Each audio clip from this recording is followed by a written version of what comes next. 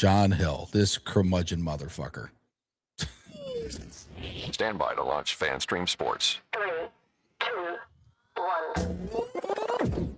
Let's start. Hello, sports fans. Welcome to FanStream Sports. Nothing but pure sports. This is the JP Show. JP, it is so good to hear you back on the air. Stand by now. Here's JP.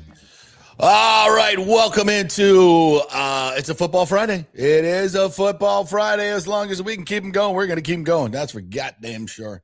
Good morning, everybody, and welcome into the JP Peterson Show. We thank you so much for joining us as your only independent Tampa Bay sports talk show. Each and every day, we do this for 2 hours, and our award-winning guests and hosts here, like this man to my right, I guess. I don't know. I'm facing the maybe my you're right. I don't know. Camera right. Good morning, Timm Hamm. IndyCarTim, how are you, buddy? Freezing my arse off. Went to bed last night with the high of the day at about 11:30 p.m. Central Time. It was 50 degrees. Woke up 6 o'clock a.m. Central Time to 36 degrees and a brisk northerly wind and drizzle. And it looks miserable. The school, woke up to a text from the school district. We're letting the kids out early today. And so why are they even going? That's couldn't silly. go to the studio and like, I got to pick them up, way earlier than and no bus service. So this is the big mistake they made in Snowmageddon in Atlanta back in 2014, I believe it was, which SNL did one of the greatest parody skits ever. Have you ever seen that? They bring on this old Colonel Sanders looking mofo. Higgledy-piggledy, we had no idea what was going on in the snow. It was, and they let everybody go to school and go to work, even though they knew the snow was coming at noon. Yeah, everybody come in, and then, maybe we'll send you home. It's coming at noon. Everybody knew it. It's all over the news. It's coming. The snow is coming to Atlanta. So send everybody to school, everybody to work, and then at noon went, oh, snow's here. Everybody go home at the same time. And then at the same time, we're going to put our snow trucks that we never use and just borrowed from Utah, and we're going to put those out on the road at the same time to salt the roads. Well, guess what? If everybody's on the road, you can't salt the road. You can't salt the roads. Rookies. When there's gridlock, because you morons let everybody out at noon. Oh, so that's what you got to look forward to. So good luck with that. I'll be here playing golf today in 72-degree weather, and it's beautiful sunshine. So there, the rest of the country. Bite me. Listen, it's a dangerous storm that's moving in, and we pray all of you guys are batting down the hatches, and it's probably going to be, you may not have power for a while, partner. So hope you got that generator I sent to you a couple months ago, and it's all plugged in and ready to go. No, you know what? I didn't get a generator, but I did get a mystery package yesterday. Oh, well, that's it. That's what it is. It's a generator. And so I've got one of these 8, and I don't know how things are in Florida. In Texas, we inexplicably put the piece of machinery most responsible for cooling our house in the hottest part of our house in the attic. All right, our HVAC systems are in our attics here. Right. Same. So, I got to go up there to change my filter. Well, thankfully, I have these what's called media filters, the big, thick 5-inch ones, and it's a 16 by 25, and it's 5 inches, and they're good for 3 months. Well, you know what I'm not good at doing, JP? Remembering to change my air filter every 3 months. So I go, every time I remember it, I'm like, dude, it's probably been 9 months, right? So and you got to go up in the attic and do it, and the spiders, and I hate. And I used to work at attics. I used to do energy audits for homes, dude, and I hated it then. I hate it even more now that I'm too old to climb that ladder. So every time I change the filter, I start noticing dust in the house. I'm like, crap, filter, right? And that's been going on as long as I've been in this house for 6 years now. And yesterday, and everyone knows this about me. Like, everyone knows that I forget to do. Everyone that comes over is like, dude, you need to change your filter. I can just tell by the air. I'm like, come on. Yesterday, going over to stanky ass, dusty ass Tim's house. Yeah, we're not going to Tim's house.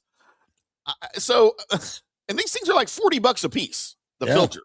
Those are serious filters. Yesterday, I get a mystery package addressed to me, but I know it's not me that ordered it because it's Tim with one M. So, obviously I don't spell my name wrong when I address things to myself. It is a pack of 4 media filters for my air conditioning system. Like, it's a year's worth. Yeah. No return address. It was ordered from Amazon. It's like, when you send something from Amazon as a gift, they don't put an order number on it. They don't do anything. So I have no idea who sent me this year's supply. You're welcome. So okay, but what I really need, whoever's watching that sent this to me, I also need you to come and install them for me whenever that time comes 4 times a year. Please, I'm going to need you to do that too. Just like, I'm not grateful. I need more. So that's the message. I don't know where they came from. So whoever it was, I'm sure you're watching. Thank you very much. It is much appreciated. All right. So we have an interesting show for you today. Lots to get to. Dante Marchitelli is going to join us at 11:30 from the Orlando Magic as we are promoting the Orlando Magic being on MOR TV on Saturday night, 7 o'clock against the Cleveland Cavaliers, and said, you know what? They're getting better. I really want to start talking more Orlando Magic. They got a good young team, and they're exciting to watch. I find myself watching more and more Magic basketball these days. And so we're going to, if you guys like it, we're going to keep doing this as much as we can because I want to kind of get into it. Also, my bigger goal is kind of to bring some unity not only to Tampa Bay and St. Petersburg, but to Orlando as well, and not make us, arch enemies, which we don't really bitter enemies. Orlando versus Tampa. Well, we used to have a great rivalry in arena football. Like the war on I-4 was real. That was, Jay Gruden versus Tim Markham was our longtime coach, this huge personality, old Texas coach. He was just the best. And they had Jay Gruden, and it was, it was like big time. And we're talking, it was filling Amalie Arena of 20,000 people. It was filling the old Amway Center, whatever the hell the other Orlando one was. It was a big deal. The arena. And then when UCF and USF were in the same conference, there was another war on I-4, and that was a bitter rivalry between UCF and USF, which is now gone, which sucks, absolutely sucks. We need to bring that back. So, there's always been kind of a competition, but I think in order to support our pro sports, we don't need to be, pilfering our baseball team. And I'm going to get to that. There's a lot going on with that. And, I just still marvel at the amount of misinformation that I read on a daily basis in the paper all the time. And once again, another nasty negative column from the Tampa Bay Times, which you guys are already commenting on. Their obsession with hating Tampa is real. It's one of the reasons they're going bankrupt. They bought the Tampa Tribune many, many years ago and shut it down because they didn't want any competition. And it's just it's so transparent that everybody sees it. It's just not really the misinformation is there. You want to write things and all that stuff, but the misinformation is just off the charts. It always has been. And we just, we have to battle that. We got to battle that negativity. And we'll get into some of that today. Also, we got Zac Robinson, and we talked a lot about this yesterday, but I think it's good to revisit some of the things that have come up in the last 24 hours. Where's he going with his assistant coaches? And what's his philosophy going to be? What's it going to look like? We had Dave Archer yesterday on, who is the Atlanta Falcons radio analyst and former NFL quarterback. If you missed that, it's a must listen. It's an absolute must listen because he takes you through a lot of the machinations of how he calls plays, his strengths and weaknesses. I mean, Bijan Robinson led the league in yards from scrimmage. If you want to, and I hear a lot of criticisms about Zac Robinson, and I'm not here to say that he's the number one choice, but as I said weeks ago, he's as close to Liam Cohen as you're going to get. And you all loved Liam Cohen. And he has experience calling plays in this league, 2 years in this division. Baker likes him. Baker knows him. There's a lot of similarity here. And I think he did an admirable job in Atlanta. I don't know what everybody's hating on, to be honest with you. Now, there's the red zone offense was not good. And that's where play callers really kind of make their hay. He's got to work on that. There's no question about it. But different personnel will allow you to do different things. So I'm excited to see what this is going to look like. And again, even as Zac Robinson as the offensive coordinator, and we're here to tell you that that's still not the biggest problem the Bucs have. If you're thinking the offensive side of the ball is the problem, you're completely wrong. Because despite the firings that have happened on the defensive side, the core of the brain trust remains. And he's also the head coach who constantly mismanages games. And none of that's going to change. So we can, if you want to bitch and moan and bellyache that you didn't get your Mike McDaniels, which I don't think honestly would have been a bigger upgrade on Zac Robinson. I'm sorry. Maybe I'm crazy. I look at the numbers from Mike McDaniel's offensive last 2 years, especially. I'm not impressed. Not impressed at all. And I don't think he would have been a cultural fit here. And I don't think he would have been a fit with Baker. You just don't like his pants. I don't like his pants. I admit that. Yes. Wholeheartedly. I miss it. I feel like you're pulling a Timm here. Yeah. And if you're wearing sunglasses inside, I got questions. I got questions. Me too. I do too. Yeah. Yeah. Macron. What are you hiding? What are you hiding behind those aviators, Macron? Yeah. Is this a hungover issue or are you still stoned? There's a reason you're doing it. You don't just to look like a jackass. I don't know. I don't get it. But anyway. So yeah, I'm not crying over that deal. Todd Monken, I think, yeah. Todd Monken would he be a better choice than Zac Robinson? Yeah, but marginally. Here's the secret sauce, folks. Everybody runs the same plays in this league. They all copycat. This is the offseason now. They're all going to go look at everybody else's plays and bring them into their playbook. They all run the same plays. The magic in it is the sequencing and the setting up and the play calling. And that's why when you have a first-time play caller, you're in trouble. And that's what Josh Grizzard was last year. It was a learning experience for him. And I thought he did okay. Clearly a scapegoat in the firing process. But I think Zac Robinson is an upgrade from Josh Grizzard. Not a tremendous one, but an upgrade because he's got 2 years of calling plays under his belt. And by the way, I would have been fine with bringing Grizzard back as well. Did you massively upgrade? Probably not. I feel like you're in the minority with that opinion, by the way. Oh, bringing Josh back? Yeah, I don't think that would have been a very popular move. I don't think it's the end that he was fired. I think Zach is a slight upgrade. But again, it's so much of it is about the health of your team, how you react to that, how you react within games, how you react within a season to turn things around and kind of morph from week to week. You can't stay the same. And that's something I think Grizzard did a little bit. But I also think Bowles was starting to meddle the second half of the season too. I think that's proven. That's a proven thing. So, and when you have a defense coordinator, head coach that starts meddling into what you're doing, you screw up the whole flow of what you're doing.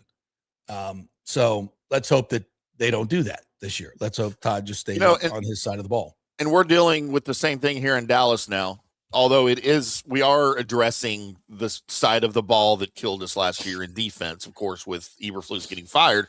The Cowboys hired Christian Parker yesterday as their new DC. Yeah.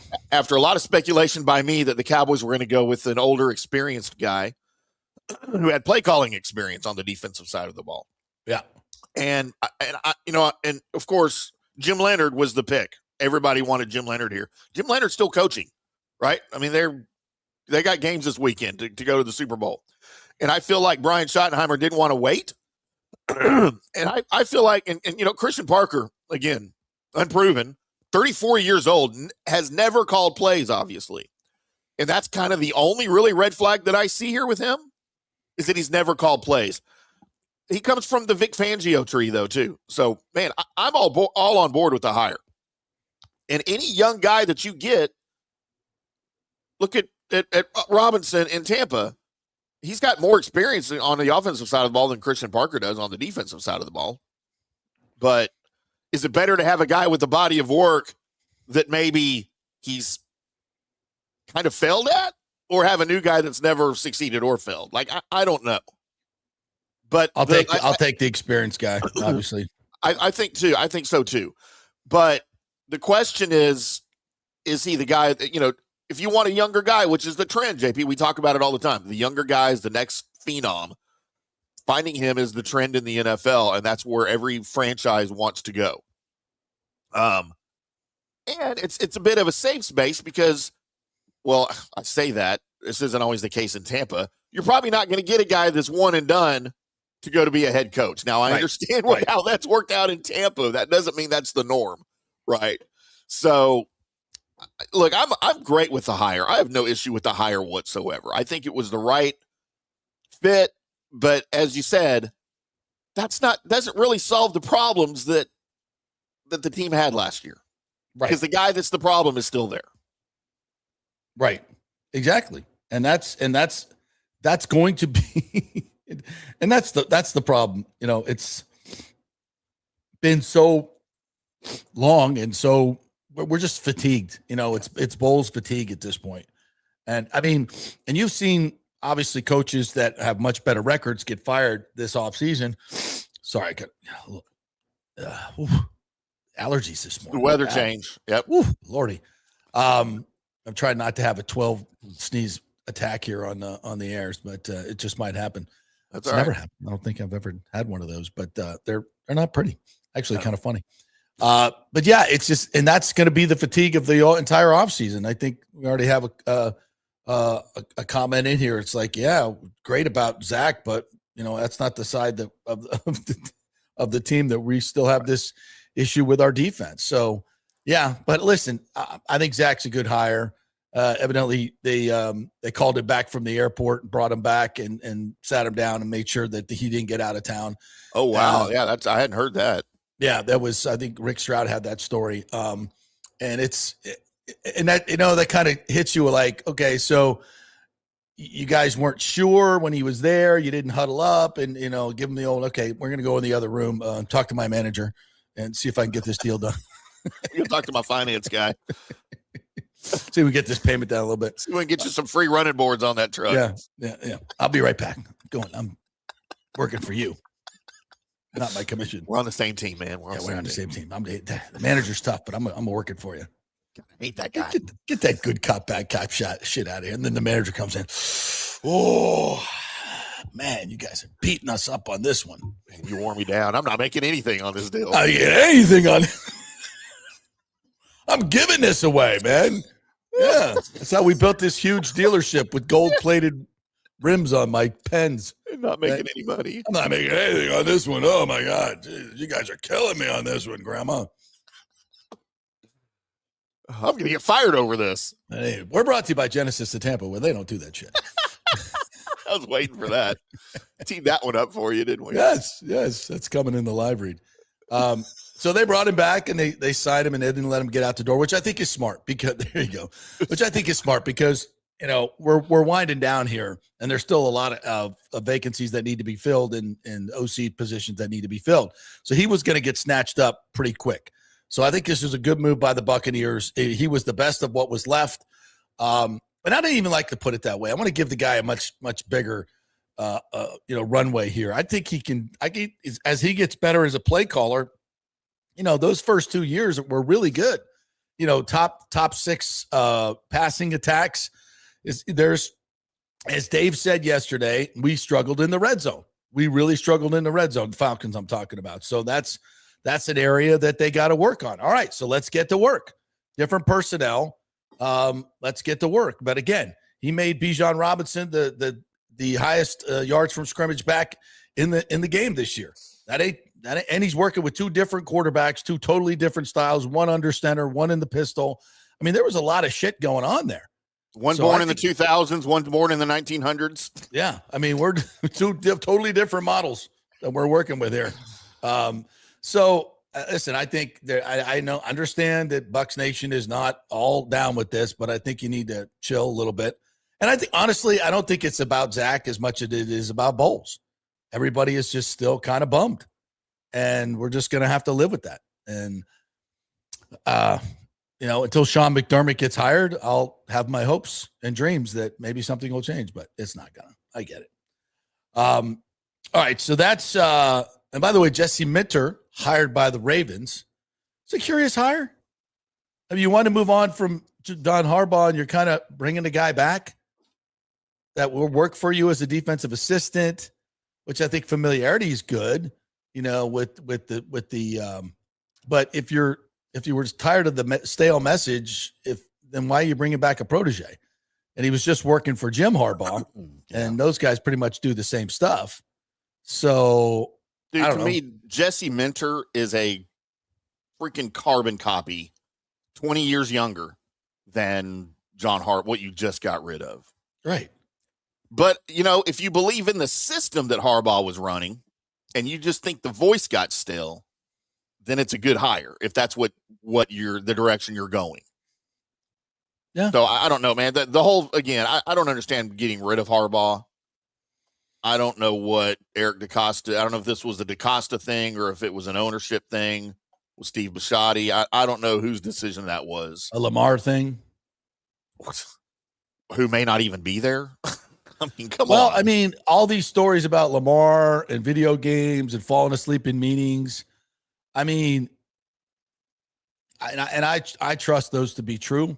Sure. Those don't get made up very often. Those were well-sourced reports from very good reporter. So, I mean, was there a rift? And then you have to choose between the coach and your two-time MVP quarterback. It's always going to be the quarterback. That's always the way that's going to be. Yeah. But, does the rest of the team, so we had to fire our head coach because our quarterback can't get up in time and plays too many video games? I mean, it just seems like it's a fracture there. There's a fracture there.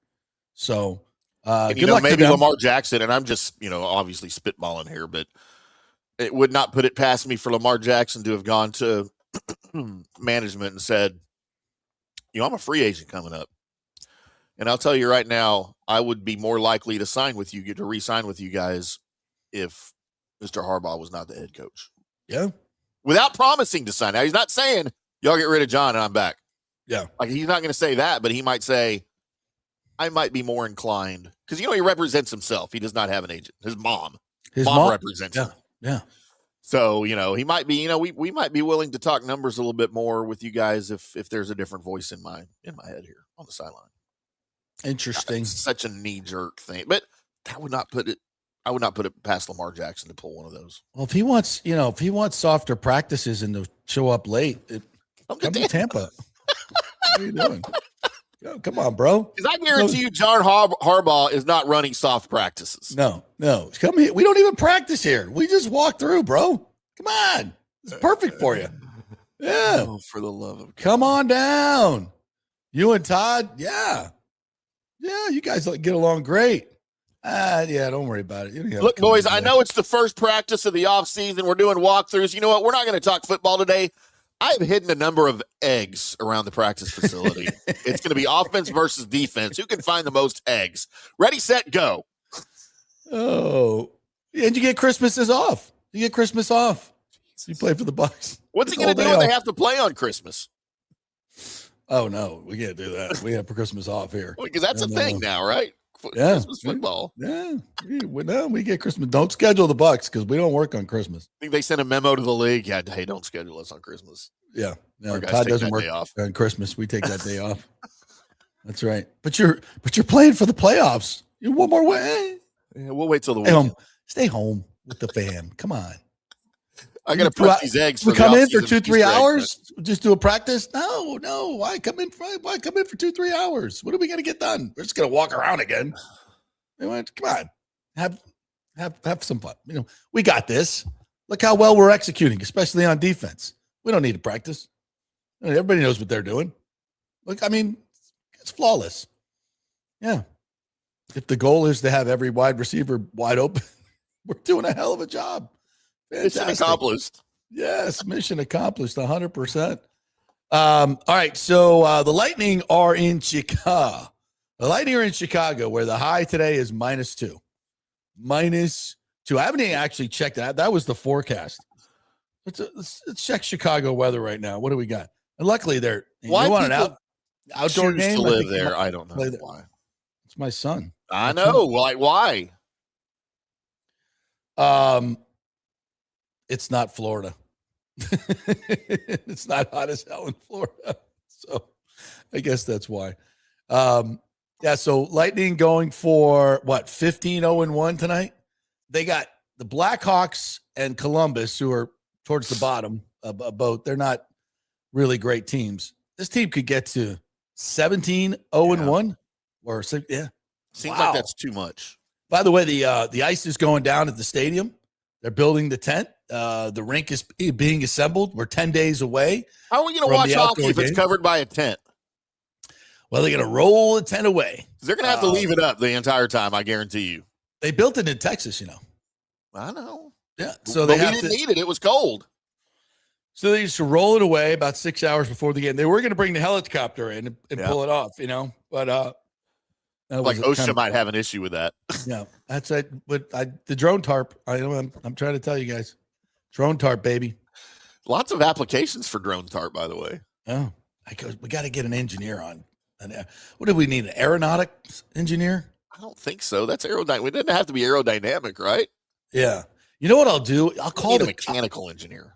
I'll call like Caltech or MIT, and I'll say, hey, I've been floating this thing, and I want you guys to build it for me, like in class, the drone tarp. Oh, yeah, a mock-up, a model. Yeah, get them MIT. And my dad and my grandpa graduated from Caltech, so I'll call them. I'll call them first because they're your legacy. They're mortal enemies with MIT. Oh, they are. Yes. Yeah, you were talking about rivalry. It doesn't get any bigger than that. It's like Notre Dame and MIT USC. And Caltech. Ooh, yeah. There actually is a great history to those two schools pranking each other all the time and different things. Real nerdy pranks, too. Real nerdy pranks. But anyway. All right, so let's get to the other big topic of conversation, and that's shocking development, Timmy, the Rays Stadium. So I'm going to take a break. I'm going to come back on the other side, and we're going to get to the latest misinformation and silliness going on so we can get to the bottom of this. And I think we did a good job of kind of explaining what's coming in regards to the financing, but we'll kind of hit it again. We are brought to you by the great folks at Genesis of Tampa. That's right. They don't do all those manager shenanigans and all that crazy stuff. They're just honest folks trying to get you a great deal and sell you a fantastic car. And I know you're like, yeah, our car dealerships say that, but I know Mike Murphy, we're in his building right here at Kingmakers of Tampa, and we've seen the great community work that he has done, and they just started this dealership about a year ago, and they have already been killing it, and the other Genesis dealerships are like, what's going on over there? Well, they're making great deals and fair deals and trying to recapture the market and your trust, and they're doing a hell of a job. So go on out there. Genesis of Tampa. There's always cool stuff going on there. Do a test drive this weekend. You get a chance to win a $2,500 gas card for a year, so that's pretty cool. And they've got great lease specials going on, prices on the Genesis of Tampa cars, the GV70, GV80. Take a test drive. Great folks at Genesis of Tampa. Back in 3 with your comments. Experience the art of driving at Genesis of Tampa, where luxury meets innovation and every detail is crafted for you. From the bold G70 to the refined GV80, Genesis delivers power, elegance, and technology years ahead of its time. Book service online, and our Genesis Experience Advisors will pick you up and drop off your vehicle. If available, you can enjoy a courtesy car while yours gets a complimentary interior vacuum plus a generous offer for your trade. Every new Genesis comes with the Miracle Advantage Plan, 10 years or 250,000 miles of powertrain warranty and 4 years of complimentary maintenance. Visit us at 801 East Bears Avenue or online at genesisoftampa.com. Genesis of Tampa, luxury redefined. Italiano Insurance would like to congratulate the Bucs on their 50th anniversary season. And you know what? We've been here for every season and then some, over 60 years in business. We've seen some smart coaches with great game plans, but if you don't have flood insurance or business insurance, that's a terrible game plan. That could ruin you financially. You don't want to take that L. So call 813-877-7799 and let their friendly agents quarterback your insurance and save you big money. Italiano also sponsors our FSU report every week, so go Noles. 813-877-7799 or go to italianoinsurance.com. Sports fans, it's time to gear up. Head to fanstreamsports.com and check out our brand new merchandise store. We're talking bold t-shirts, 3/4 zips, hoodies, hats, mugs, and more. Everything you need to rep your favorite shows and your favorite crew. Whether you're rolling with the JP Peterson Show in Tampa Bay, From the Rough in Dallas, the Tim May Show featuring Clay Hall, or the Jeff Thidoff Show in Ohio, or any of our Fanstream Sports original programming, we've got the perfect look for game day and every day. So don't wait. fanstreamsports.com. Click merch and grab your gear now. Wear the stream, live the stream, fanstreamsports.com. JP here for Riveters, the official sports bar and grill of the JP Peterson Show. We're located just south of Ray J and Steinbrenner Field, so it's a great pre- and post-game spot, and the happy hour is amazing. Monday through Friday, 3 to 7. Check out these specials. $3 Bud Light drafts, $4 domestic bottles, $5 wells, $6 premium wells, $6 cocktails like margaritas. It's unheard of. And the Riveters food is freshly made daily. No freezers. Happy hour food specials include $3.50 tacos and barbecue sliders. $6 you get edamame or chips with the beer cheese, which is amazing.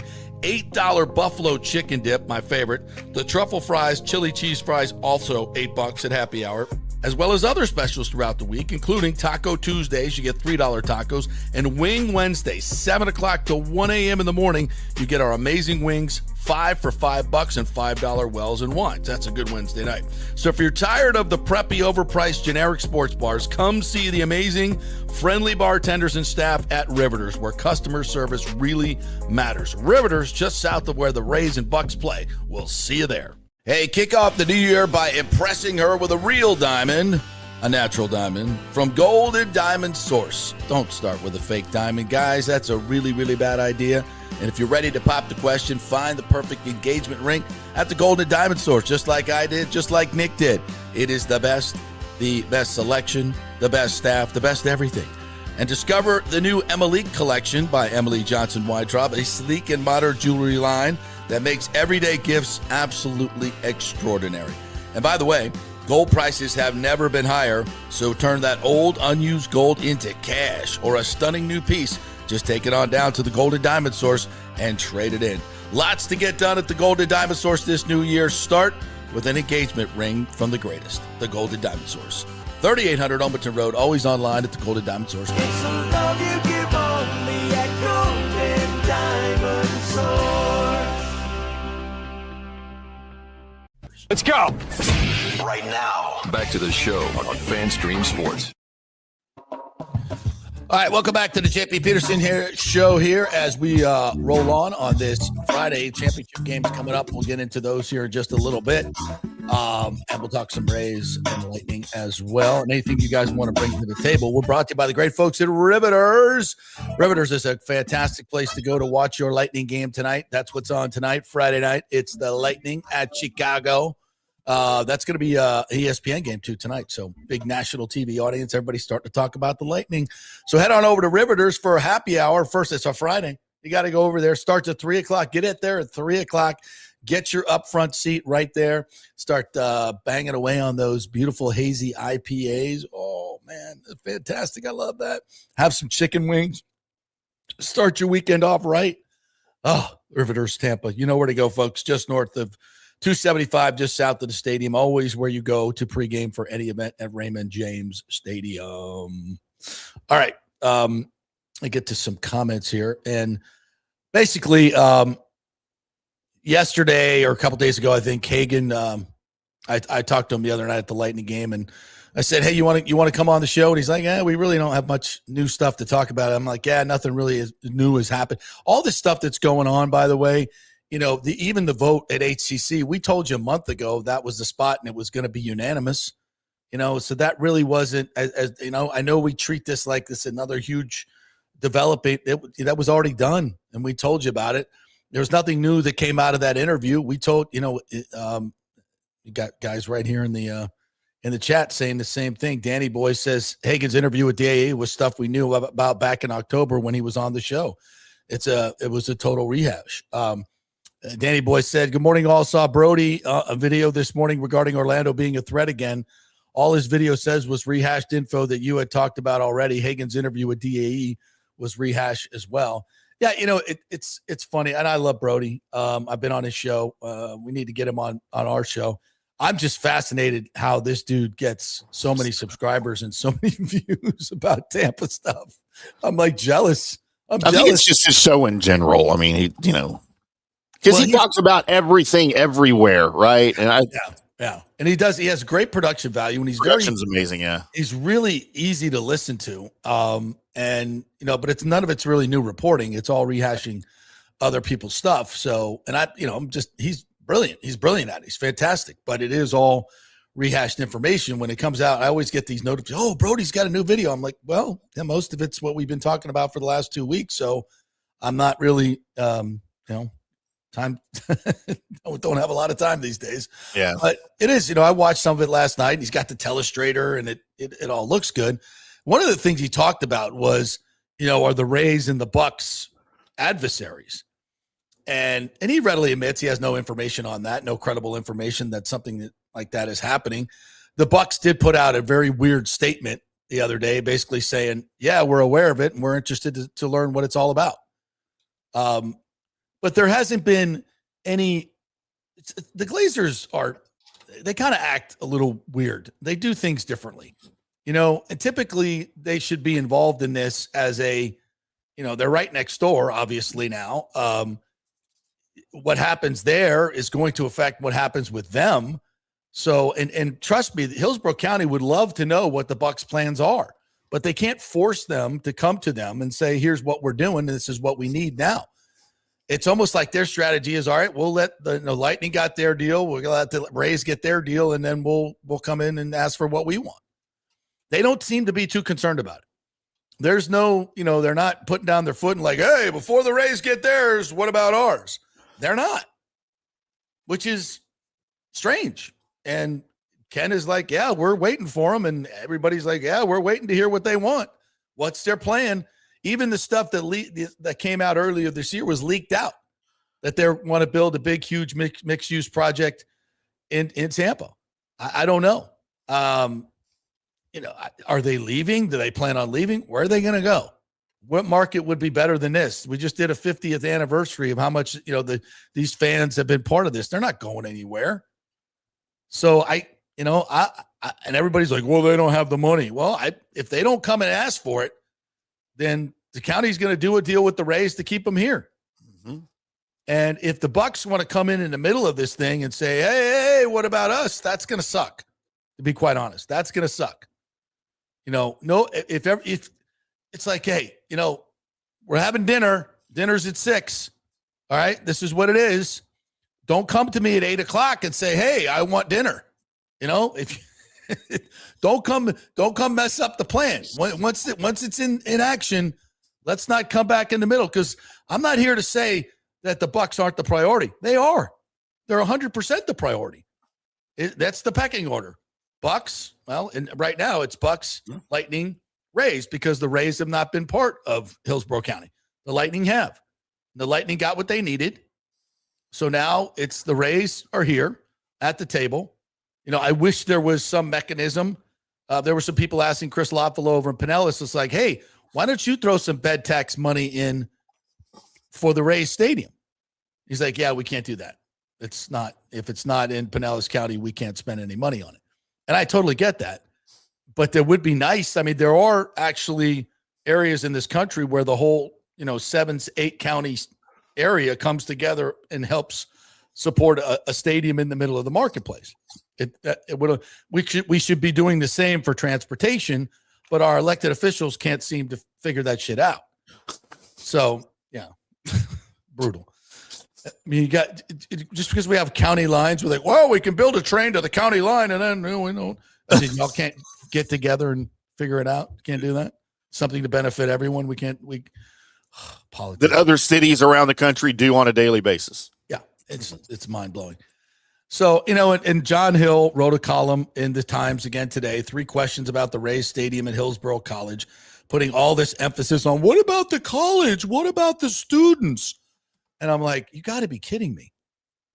And by the way, these are the same people that supported this ridiculous boondoggle in St. Pete.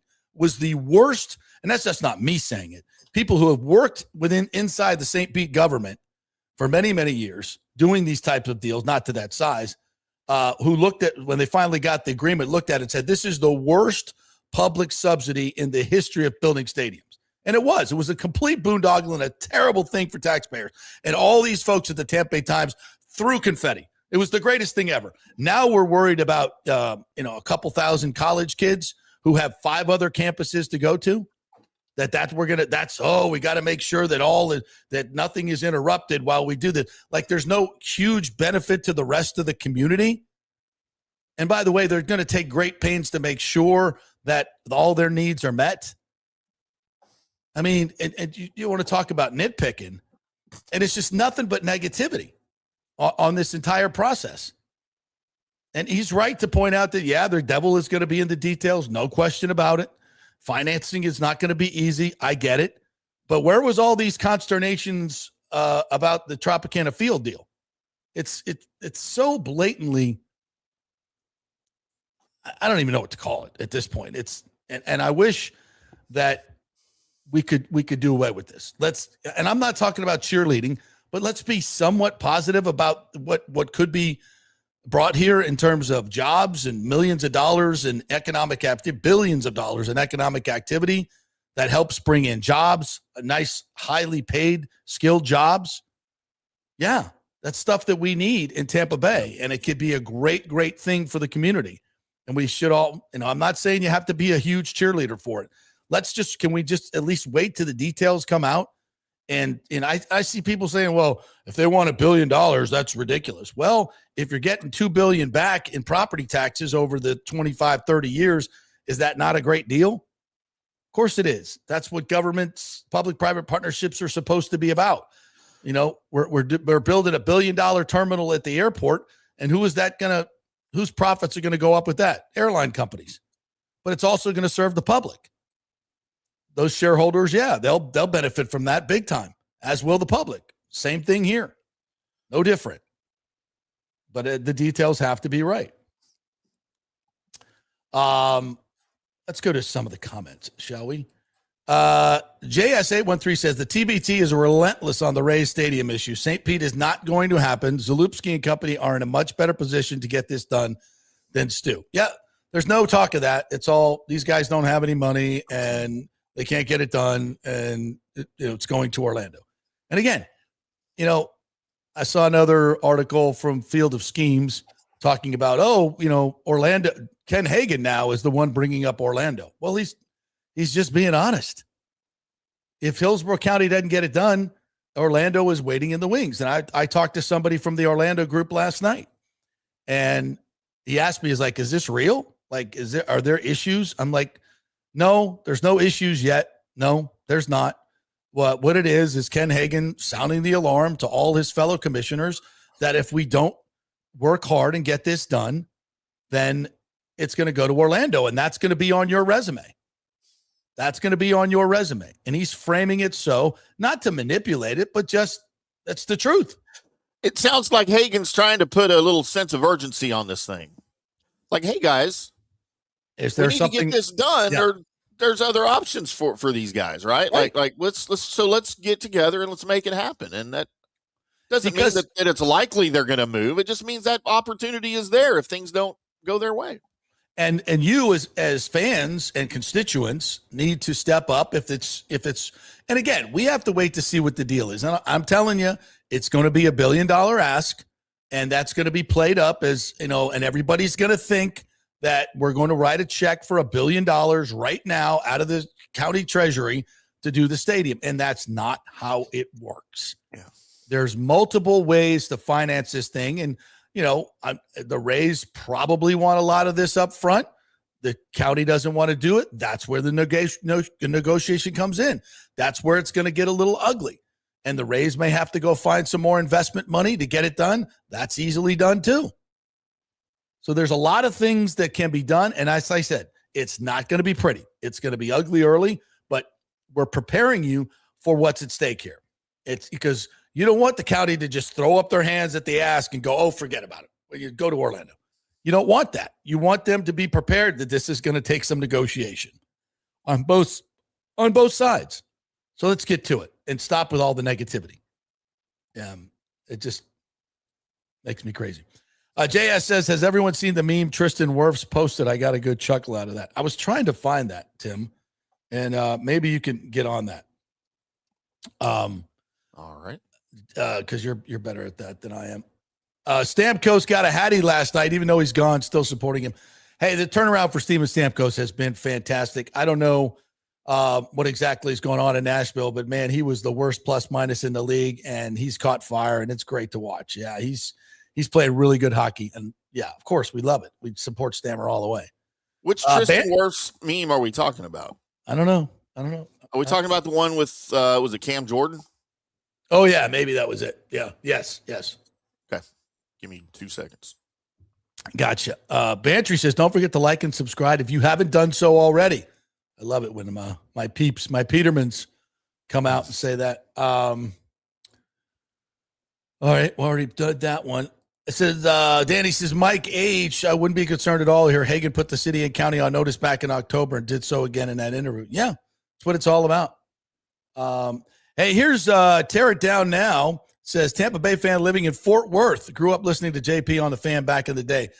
I don't know if it was called The Fan, but whatever it was, thank you so much for listening. Really appreciate you and that you found us again. You're right in my backyard.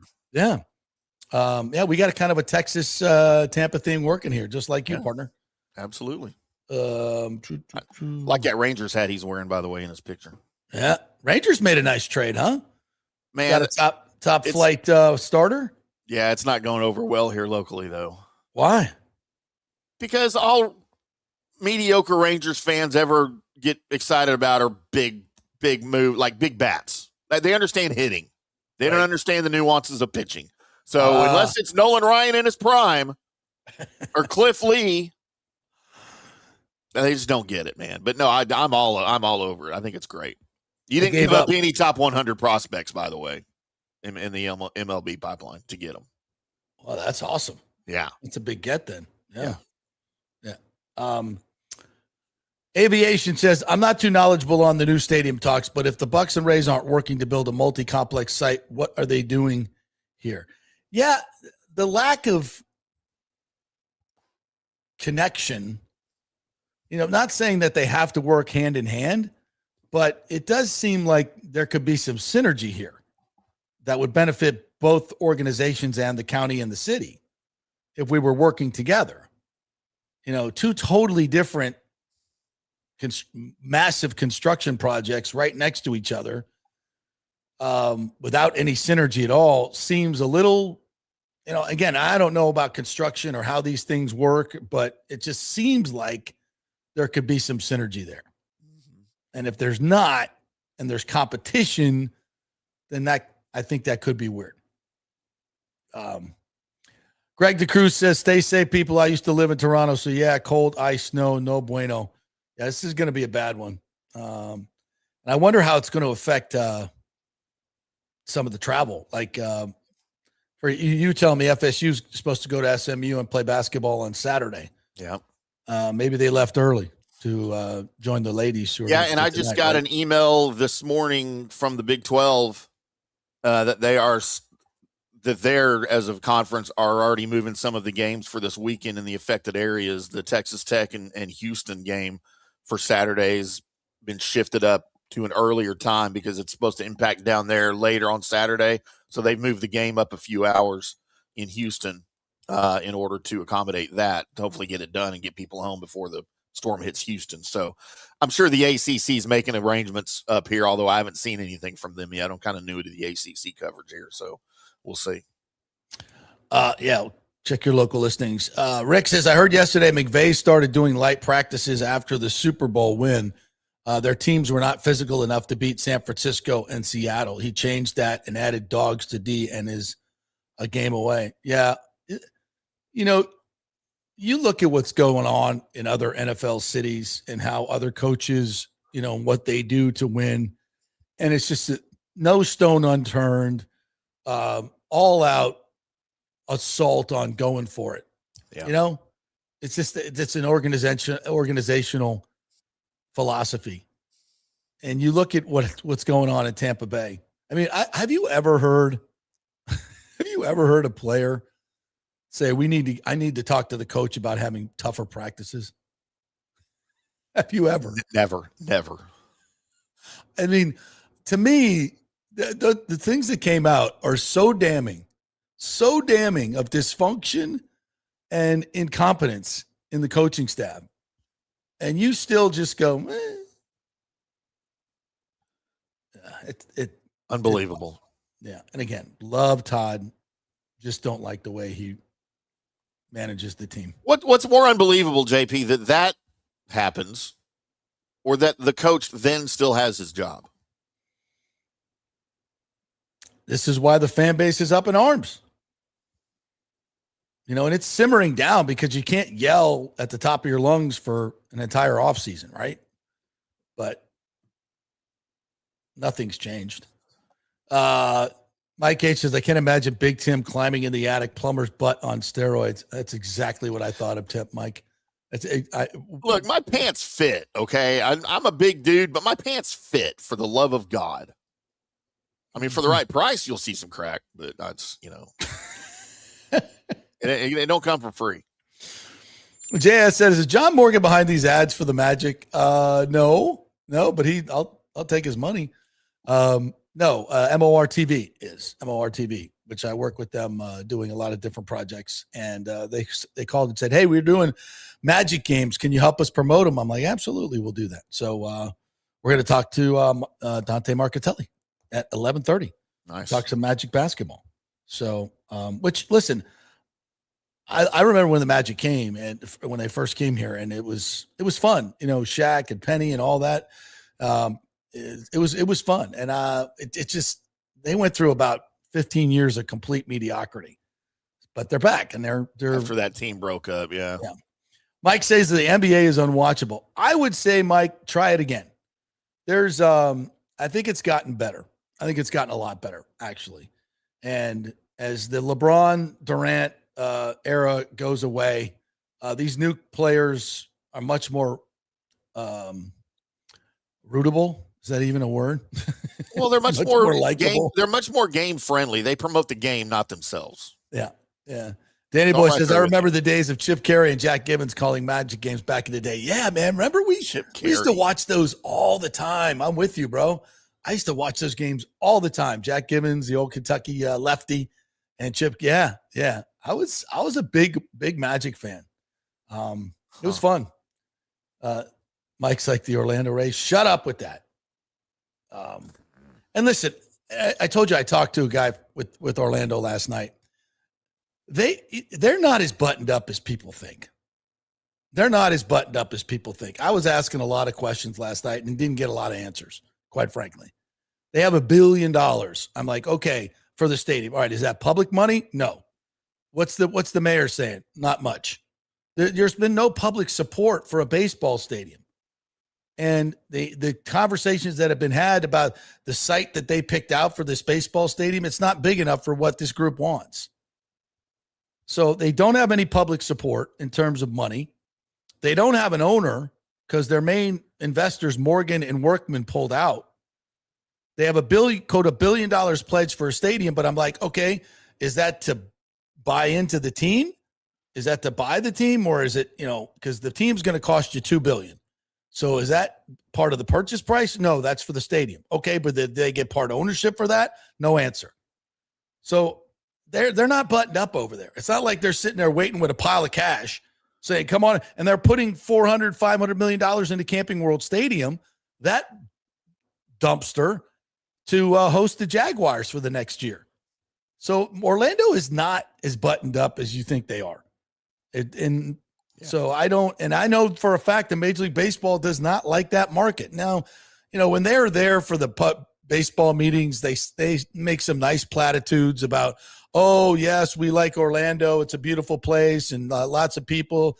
They don't like that market. Otherwise, they wouldn't have put all their eggs in the Tampa Bay basket, which is what they've done. So Orlando's such a transient city too. Right. It would, I think, and MLB knows this, that it would be hard to build a fan base there. Mm-hmm. Yeah. There's, it's not like the Magic have crushed it over there. The Orlando soccer team is not packing them in for every single game. They do okay, but it's nothing crazy. And who's to say, and this whole idea that international visitors are going to, plow into a baseball stadium. Where's the data on that? Have they done surveys like, hey, if you come here for a week at Disney, how willing are you to spend another $500 going to a baseball game with your family? A what? A what game? Baseball? What is that? Yeah. Yeah. And if you had a soccer, in the soccer, does the soccer team get this? I mean, that most of these Europeans and internationals, their favorite game is soccer. Are they flocking to the downtown soccer stadium when they come visit? I don't think so. So there's no proof that that market would sustain a baseball team. And it's much easier to garner a fan base for a team that plays in an arena that holds 18,000 people than it is to fill a 45,000 person stadium. Yeah. For 81 games a year, and that, by the way, that's what the Magic are drawing. They're averaging about a little over 18,000 a game, which I think is great for that market. Really good. Yeah. Yeah. And I think that's about capacity, isn't it? Probably pretty close. I can't imagine that arena is much bigger than that. Yeah. What else we got here? Tear It Down says, I vote more Magic basketball. Adds variety to the show. All right, good. Thank you. Thank you for the feedback, guys. I appreciate that because don't listen all to Rick. about you. Rick's out on NBA talk, but we don't have to listen to Rick. Okay. If the Rays move to Orlando, says Andre all day, they'll lose a lot of fans and supporters. The new owners know that. Yeah. You got to rebuild the whole fan base. You've already got a built-in fan base here that you've cultivated for 30 years. Why would you throw that away? The TV ratings are fantastic. You have a rabid fan base here already, and you're going to go to Orlando and spend all this money with absolutely zero data. It's a smaller market, smaller TV market, unproven. Now they'd have to support 3 professional teams in terms of the Magic, actually more. You got the Magic, you got the men's team over there, the women's soccer team over there, which doesn't draw much at all. Yeah. And I think this gets lost in this discussion quite a bit. Sports leagues don't like to move franchises. Right. That is a last ditch, most extreme, drastic thing to do for most leagues other than the NHL. The NHL seems to do it willy-nilly. Okay. But they got less on the table because they're already either in a really bad stadium deal or bad arena deal. They've got a bad ownership group and they got someone coming in to save them. Or, in Atlanta's case, it's just a bad market and they've tried it 3 times. Yeah. But, MLB, the NFL, the NBA, they don't like moving franchises. It's a big, big deal. And they know that. And, that's why it's been however many years since the Supersonics moved to Oklahoma City. Or when was the last time we had an MLB team move? I guess it was Montreal to Washington, right? Yeah. And that was a big deal, man. And it's been a long time. They don't like to do that. So that is a last ditch effort. That's not happening in Tampa. Trust me. Yeah. And they love Orlando to exist as a carrot. It's leverage for Tampa to get a better deal, to get more expansion money. They want them to be in the expansion lottery with North Carolina, Raleigh-Durham, probably Nashville, Portland, Utah. All they want, get about 5-6 cities and have them bid for the 2 expansion franchises. How high are you going to go? That's what this is all about. And if you move the Rays to Orlando, then what? Does Tampa apply for an expansion team? If you move the Rays to Orlando, Tampa would be the most attractive market for an expansion team. And it's not close. So that's why it's not happening. And again, this is why the misinformation gets out there and it goes crazy and it gets misunderstood. So you have to come back here and get some sanity. That's what we're doing here. It says Brody is looking for clicks to support his YouTube channel. Sure he is. We all are. And he's really good at it. I talked to him one time trying to get his secrets. He wouldn't give them to me. Oh, I'm like, dude, how do you do it? Like, it's just amazing. Smart. Yeah. No. And I know he probably is really good at all that SEO stuff. And he has trust me, I guarantee you, he's got a team of about 10 people that work for him to get all that done. That's not just JP and Tim doing his show. He's got a staff of people. I don't know about that. Trust me. Okay. Yeah. And maybe not 10, but he's got a staff of people. It ain't just him. Mike says, does the new OC actually call plays? And Macron got his face beat. What? Oh, is that why he was wearing sunglasses? His wife beat him up again? Oh, my gosh. He's tough. I mean, she's tough. She's tough. Is it? I don't know. Rick says McDaniel's interviewing with Buffalo. That's not. I thought I thought he had already committed though to the Chargers. Didn't he? Like he had that stipulation though. Hey, if I get offered a head coaching job, I'll take it ahead instead. Oh, okay. But I thought he's already gone. Like yesterday, I thought he had already said he's like, you know what? Nope, I'm good. I'm in LA. I thought I could be wrong. That's what I thought. Mm-hmm. Running an NFL offense is really hard, even when the best do it. Yeah, Mike, it's, the defenses get paid too. Tony Berser says, give Zac Robinson a chance. Andre says, Zac is better than Grizz, but the Bucs dropped the ball on not getting McDaniel. Oh, well, go Bucs. I don't know. Did they? I mean, look at Mike McDaniel's offenses the last 2 years. The numbers are abysmal. They're not good. I know 1 year he had the best offense in the league. I think he had a number one offense when one of the years they went to the playoffs. But the last 2 years have been really bad. So, sometimes guys get these reputations and then you go back and look at the numbers and you're like, that's kind of, I thought he was better than that. Yeah. Yeah. So I'm not, let's not bitch about what we don't have. Would you have been more excited about Mike McDaniel than Zac Robinson? No. Okay. I told you that. And listen, again, I think fit is important. And I don't think he's a culture fit here. And I mean, in terms of the players on this team, he just, it's just, I don't know. It's just not a fit. It's not a fit. Well, because the way he wears his pants. Yeah. Yeah. Yeah. And sunglasses and all, that's a Miami thing. And we're not Miami. We're just not. And Baker is the farthest thing, I just can't see McDaniel walking into a meeting in his Gucci outfit, head to toe, with Baker. Like, I don't think Baker owns anything Gucci. I would hope not. Thankfully. Nor does Tristan Wirfs. No man should own anything Gucci. That's for your woman. Thank you. Ashley tried to get me a Gucci t-shirt. I said, I'm not wearing that. Oh, Ashley. It was you want probably JP to get beat up out on the street? I'm not wearing that. Come on. They're going to steal his lunch money. Yeah.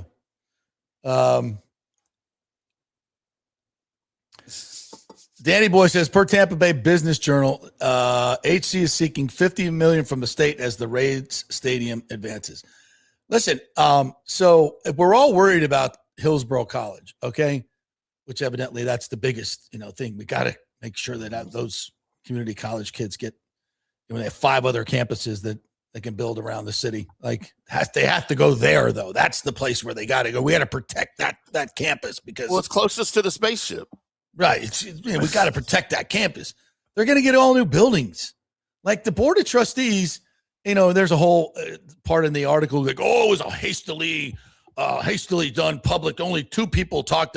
No, I've known this meeting was on the docket for more than a month. It wasn't hastily done. We've known about this meeting. We've been talking about the HC for a long time. And anybody who really cared about it would have showed up and said something. So don't you think maybe that only 2 people showed up is because 2 people are the only people that care? Nobody really cares that they all know that they're going to be well taken care of. We want to assign some nefarious thing going on with this board because only 2 people showed up in a hastily prepared meeting. No, we've known about this for quite some time. It's just that nobody really cares except for you trying to make a stink about the stadium being in Tampa. Maybe that's why only 2 people showed up, because it's not a big deal. Jeez, old Pete. For context, per the TBBJP, Zephyr Hills State Attorney, State Senator Danny Burgess filed their request earlier in the week. His request makes no mention of the Rays. Not sure what that means, Danny. We can. Here it is. Says Burgess' request would go towards the planning, design, engineering, and construction of all college improvement projects. Yeah. Listen, Hillsborough College will be well compensated and taken care of. There's not going to be a major, it's not like this is the only campus and the thing is going away. It's not. There's campuses all over the county. And there's one in Ybor, I believe. There's one, it's close by. They'll be, and they're going to rebuild this one right on site. So I don't understand. With a new building, a new facility with the money that they got from the sale of the property. And it's not like this is USF or FSU or UF or it's come on, guys. Ouch. Just keeping it real. I'd like to apologize to all the people that are attending that fine establishment and that fine institution. JP's comments do not necessarily reflect those of FanStream Sports and IndyCarTim. Shut up.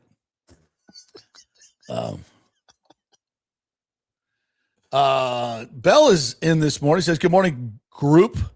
I missed you all yesterday. This cold got my head wrecked. Oh, it's bad, I bet. Yeah, sorry about that. What else we got here? Thomas Casper says February 1st forecast at Raymond James, 50s for the high, 36 for the low, and cloudy. Ooh, cloudy could mean rain. But it also means the sun won't be hitting the ice, and the ice surface should be better as long as it's not raining. Oh, that's true. Well, the sun will be set when we start taking the. What time is the game? I believe it's a night game, isn't it? Oh, they're playing a night game. You know what? I'll double check that. I just assumed. I know you don't want to play during the day when the sun. By the way, have we commented on those the uniforms? Yeah, I think we did. I love them. They're freaking badass. Now I gotta go the baby blue or sky blue that they have all this new gear is awesome. I got to get me a hat too. Yeah, it's a 7:00 face-off, so it is. That's weird. Why? We're doing it. We're putting out ice in Florida. Why would you want to have the sun shining? It needs to be during the day. Oh, shut up. To be a real Let's just make it harder. Let's make it harder. Because JP, when you have an outdoor game in Florida, let's do it at noon. Let's see if we can do this. No. Okay, look, what is the point of the Stadium Series? It is to pay tribute and replicate outdoor hockey, JP, that you and I played growing up in northern Canada, when we were teenagers and little kids in elementary school, playing on the ponds.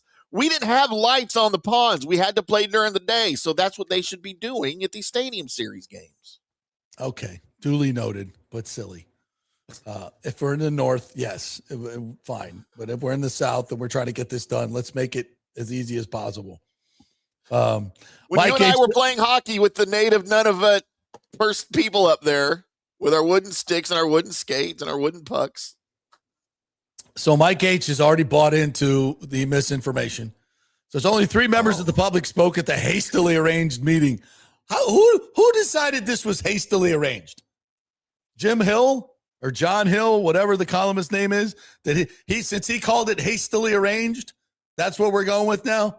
Hastily arranged? We've known about this for weeks. It's been on the docket. Orlando has FU money. I got news for you. No, they don't. Where's that coming from? Oh, we get lots of visitors, so they have lots of bed techs. Yes, they do. And guess what? They're putting it into Camping World Stadium and a new convention center. There's no talk of a baseball stadium for public funds. Do you know that, Mike? None. The mayor's been asked and like, well, but okay. Who's, by the way, running for governor. So he doesn't want to piss off the Tampa Bay fans, which is a huge electorate, by coming out and saying, I'm full force to steal the Rays from Tampa Bay. So you think Buddy Dyer is going to be out there waving the flag? Guess what? No, he's running for governor. So you guys can think Orlando has FU money and they're all buttoned up. They're not. They don't have an owner. They don't have public money. What do they have?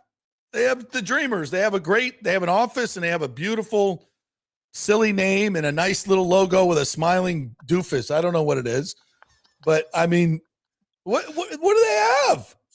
What do you explain? I talked to someone within their organization last night and they're very hopeful and they got $1 billion pledged towards something, but no, they're not buttoned up at all. And they have there's no public entities county commissioners, mayors, or anything out there screaming and yelling about how much money they have to build a stadium. So I don't know, I'm living in the world of reality. Mean Bear Pigs. Is that really your says, hey JP, Cody here. Oh, hey Cody. Man Bear Pigs. Man Bear Pigs. I can't. Yeah, I'm not good at that. Anyway, his name's Cody. Cody, we know. Bucs plan to hire Mike Tomlin next year and continue going 8-9 for the next 10 years. Yeah, well, we clearly have put a rubber stamp on mediocrity here, so yeah, why not? Yeah. Mike says, why wouldn't Hagan want to come on the show? What is the process moving forward? Well, there's nothing new to report right now. We talked about this the other night when I chatted with him. He said, I'm going on the guy's show in the morning. I'm like, okay. Is there anything new? He said, no, not really. But, if you got, he'll be happy to come on next week. But anyway, we told you the more important story is this, which hasn't been wildly reported because we reported it, is that February 2nd, February 3rd, one of those days, the governor is coming down. They're going to release the renderings of the stadium, and there will not be a financing plan. There may be an ask at that point of what the total cost is going to be, but there will not be a financing plan. But this is going to be to talk about Hillsborough College, what's going to happen there, see the renderings of the stadium, and maybe some renderings of the mixed-use project. So that's the breaking news, by the way. The rest of this other stuff is just hooey and rehash. So, yeah, we'll keep you posted. Yep. All right, let's take a break. We're going to come back and we're going to talk some more of your comments at 11:30. Dante Marchitelli is going to join us, so we're going to talk a little Orlando Magic basketball, and then we're going to preview the AFC and NFC championship games. So all that coming your way. We're brought to you by the great folks at Italiano Insurance, 813-877-7799. They are the great folks that are going to save you hundreds, maybe thousands of dollars on your insurance. Make sure that you are buttoned up when it comes to your insurance. Many of you, 40%, do not have enough homeowners insurance to the value of your home. Many of you are not getting the discounts that you so richly deserve. So give them a call. They'll just have some of your information ready, and they'll go price it out for you with the dozens of companies that they represent, many who are coming into the marketplace offering more discounts. So it's worth the call. 813-877-7799. Tell them JP sent you. Back in 3. Well, the folks at Third Generation Plumbing and AC want to say thanks for making them so dadgum busy. Of course, advertising on your favorite Tampa Bay sports talk show helps, but it's their incredible customer service, honesty, and integrity that have earned them tons of 5-star reviews. And now you could be part of the team at Third Generation. Yes, they are so slammed, they need to hire more certified AC technicians and plumbers. It's a great family business to work for. My buddy John Rodriguez runs an old school family business since 1995. They pay well, give you all the holidays off, and they offer great benefits. No cold corporate atmosphere here. You're part of the family. If this sounds cool to you, call them and apply at 813-961-8024, or you can email your resume in at thirdgenerationplumbing.com. Just go to the website, you'll see the button, email them, or call them at 813-961-8024. And don't forget about the $169 yearly maintenance special. It's a no-brainer, guys. thirdgenerationplumbing.com, and they also do AC. Ciao, Paolo Tini here, owner of Caffè Paradiso, voted number 3 People's Choice Award on Open Table. I want to thank all our loyal family of customers that have been enjoying our great traditional Italian dishes we make from scratch every day. It's a great family story we're proud of. Our family moved from Rimini, Italy in 1984. My dad, Caesar, started Donatello, and that's where I got the start in the restaurant business. I started Caffè Paradiso on South McDill in 1995, and we've been there ever since. From our traditional ossobuco, a veal slow roast for 4 hours, to our daily fresh catch, the Gruppo Paradiso, with a piccata sauce and lobster claw meat, homemade pasta like lasagna, farfalle salchicha, which is a bow tie pasta homemade with fresh sausage. Hold on a minute, JP's favorite. I love it. So come and have a glass of wine with me on South McDill. Get a reservation on Open Table and see all our 5-star reviews. Ciao, see you soon at Paradiso. Welcome to Kingmakers, home of the JP Peterson Show studio and Tampa's premier business networking and social club for members only. By day, it's an exclusive, vibrant co-working space with a stylish conference room, focus rooms, a full production studio, and an in-house marketing team. And by night, Kingmakers transforms into a sports-centric social hub with a full sports bar, golf simulator, and exclusive events. For young entrepreneurs and seasoned professionals, it's the perfect place to work hard, play hard, and make big moves in Midtown Tampa. Close the deal, celebrate the win. Only at Kingmakers. Become a member today at kingmakerstampa.com. Your business, your club. Hey, JP here for my concierge medical professional, Chris Lugo, PA. You've heard him on the show for a couple of years where he shares invaluable medical, nutritional, and supplement advice. With Chris, it's like having a medical provider as your best friend. What I love about this concierge service is the convenience and support he offers. I can text or call him 24/7 with any questions or concerns, and he'll promptly call in a prescription if needed. No office visits or copays required. It gives me peace of mind knowing I have someone genuinely invested in my health, not just focused on insurance profits. And the best part, the Bay Area Modern Medical Center's personal concierge service is more affordable than you might think. Don't let insurance companies dictate your health care. Take control of your health and wellness today. Visit BAMMC.com for more information and to schedule your initial free consultation. Empower yourself and take charge of your personal health with BAMMC.com. Let's go. Right now, back to the show on FanStream Sports. All right, welcome back to the JP Peterson Show here as we roll on. Thanks to the great folks at the Gold and Diamond Source.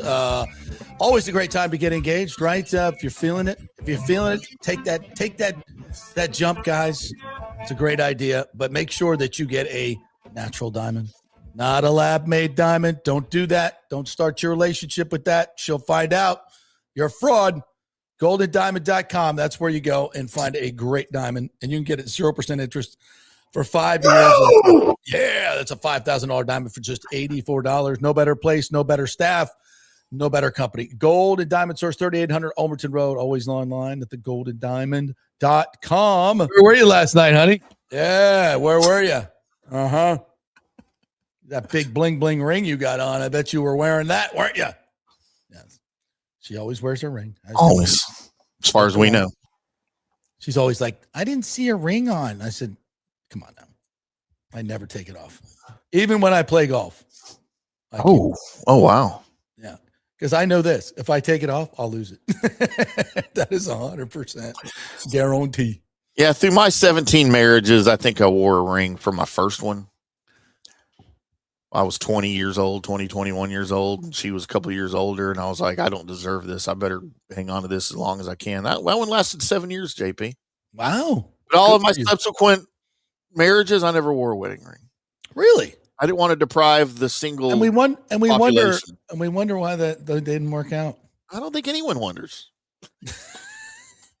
No, I don't think anyone does. Pretty sure we all know why, because I'm just too big for everybody.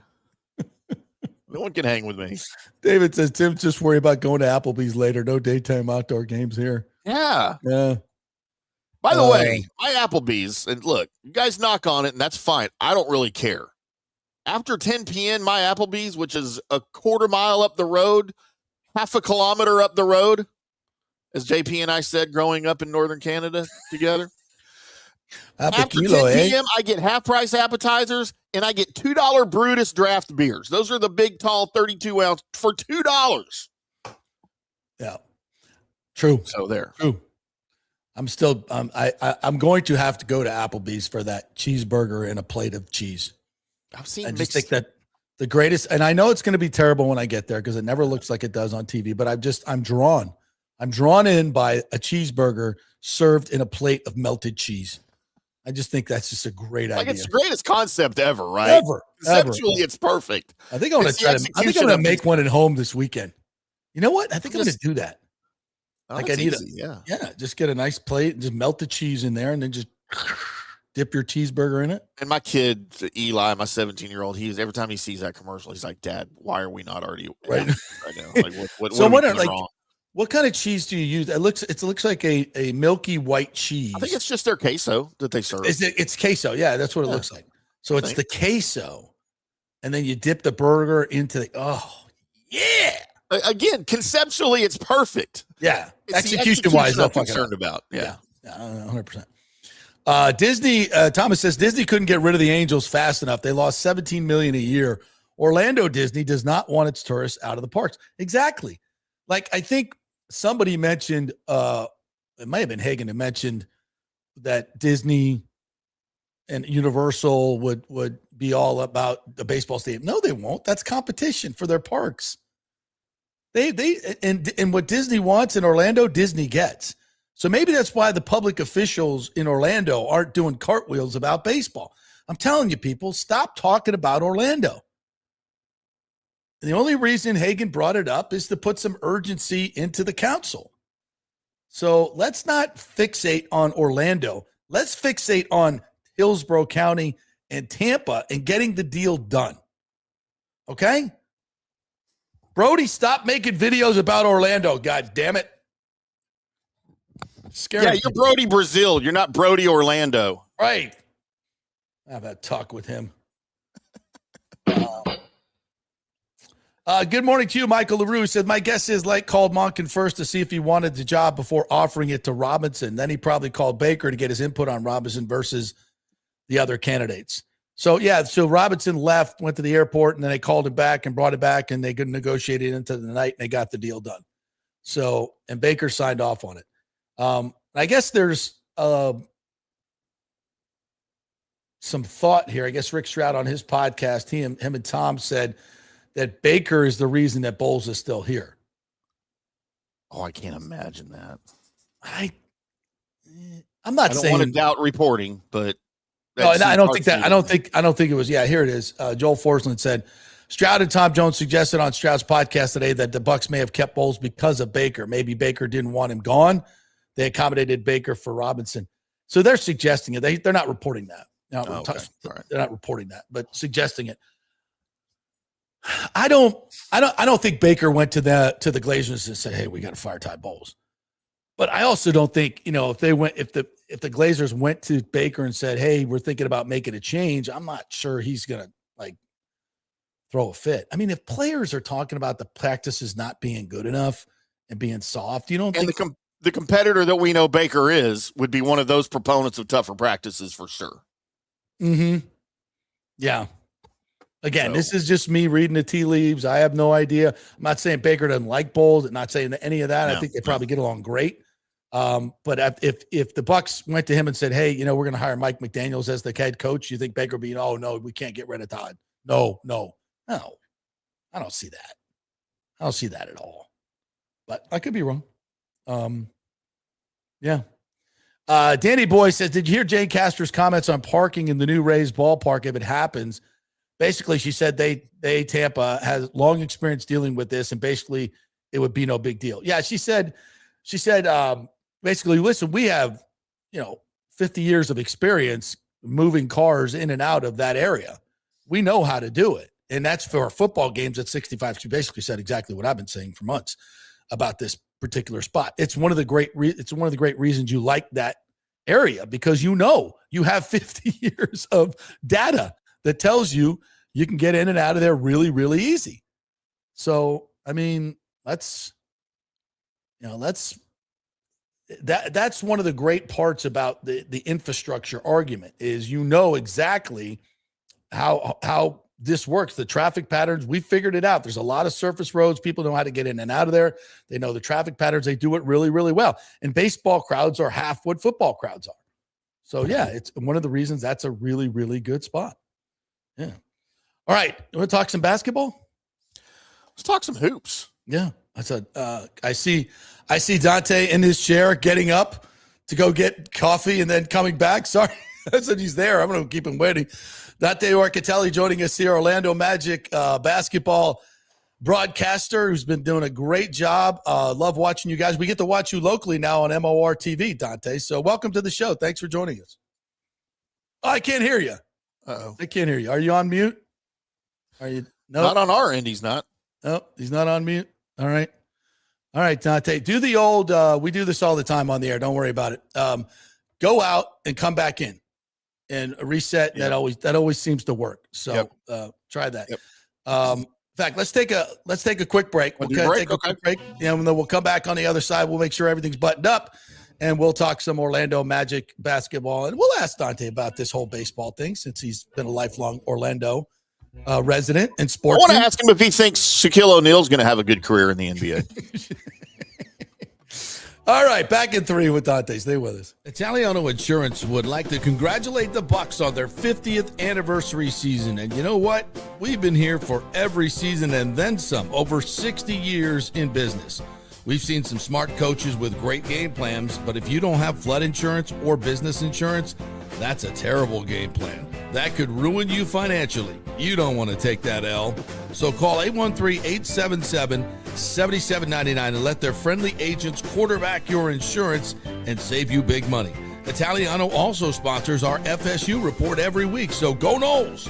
813-877-7799 or go to italianoinsurance.com. Experience the art of driving at Genesis of Tampa, where luxury meets innovation and every detail is crafted for you.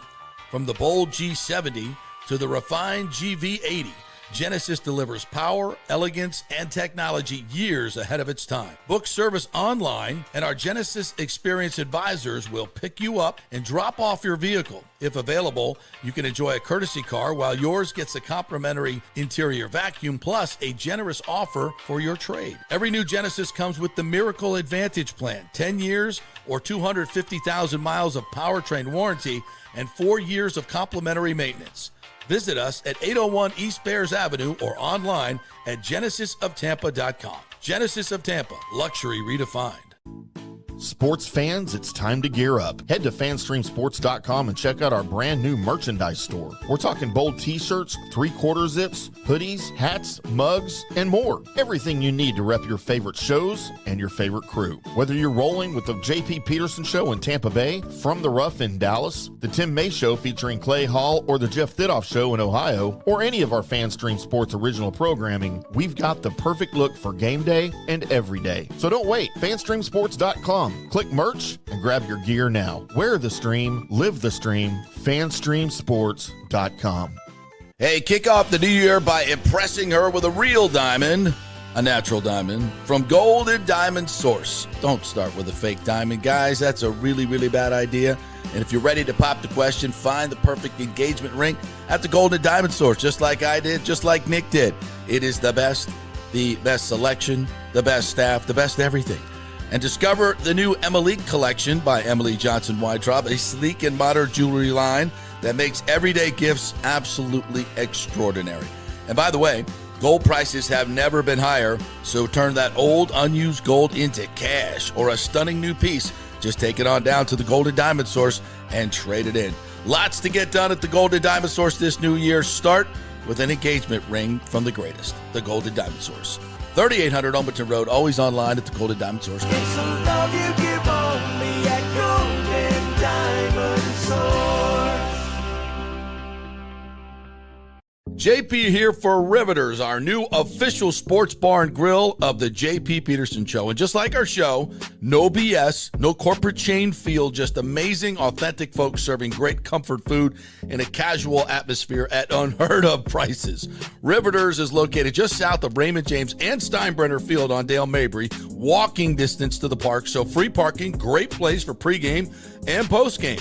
Let's talk about fresh food. Nothing is frozen. Burgers, wings, prime rib, roasted fresh daily, never frozen. That makes a huge difference. The mahi, the salmon, also super fresh. All our sauces are original recipes made in-house. Our Warhawk chili and fully loaded potato soup is made fresh in-house. It's the best food anywhere, served by people who actually care. Riveters on Dale Mabry, just north of 275, just south of where the Bucs and Rays play. We'll see you there. Hey folks, Rays baseball and the summer heat will be here before you know it. So don't let your AC unit strike out and cost you hundreds or thousands for an emergency repair. Get a 1-year maintenance plan from Third Generation Plumbing and AC for just $169. That will come out twice a year and service your unit. Clean the drain line, make sure it's running to peak efficiency. If you need an emergency repair, it's going to cost you hundreds, if not thousands more. It's a no-brainer, guys. Just call the great friendly folks at Third Generation. They work with American Standard Heating and Cooling to ensure you have the most efficient and durable units. Their split systems offer the highest efficiency available while reducing energy bills and maximizing comfort. So choose my guys, John Rodriguez and PJ at Third Generation, along with American Standard Heating and Cooling. Don't wait for the emergency that'll cost you thousands. Call Third Generation Plumbing and American Standard. 813-961-8024. That's 813-961-8024 or thirdgenerationplumbing.com. Let's go. Right now, back to the show on FanStream Sports.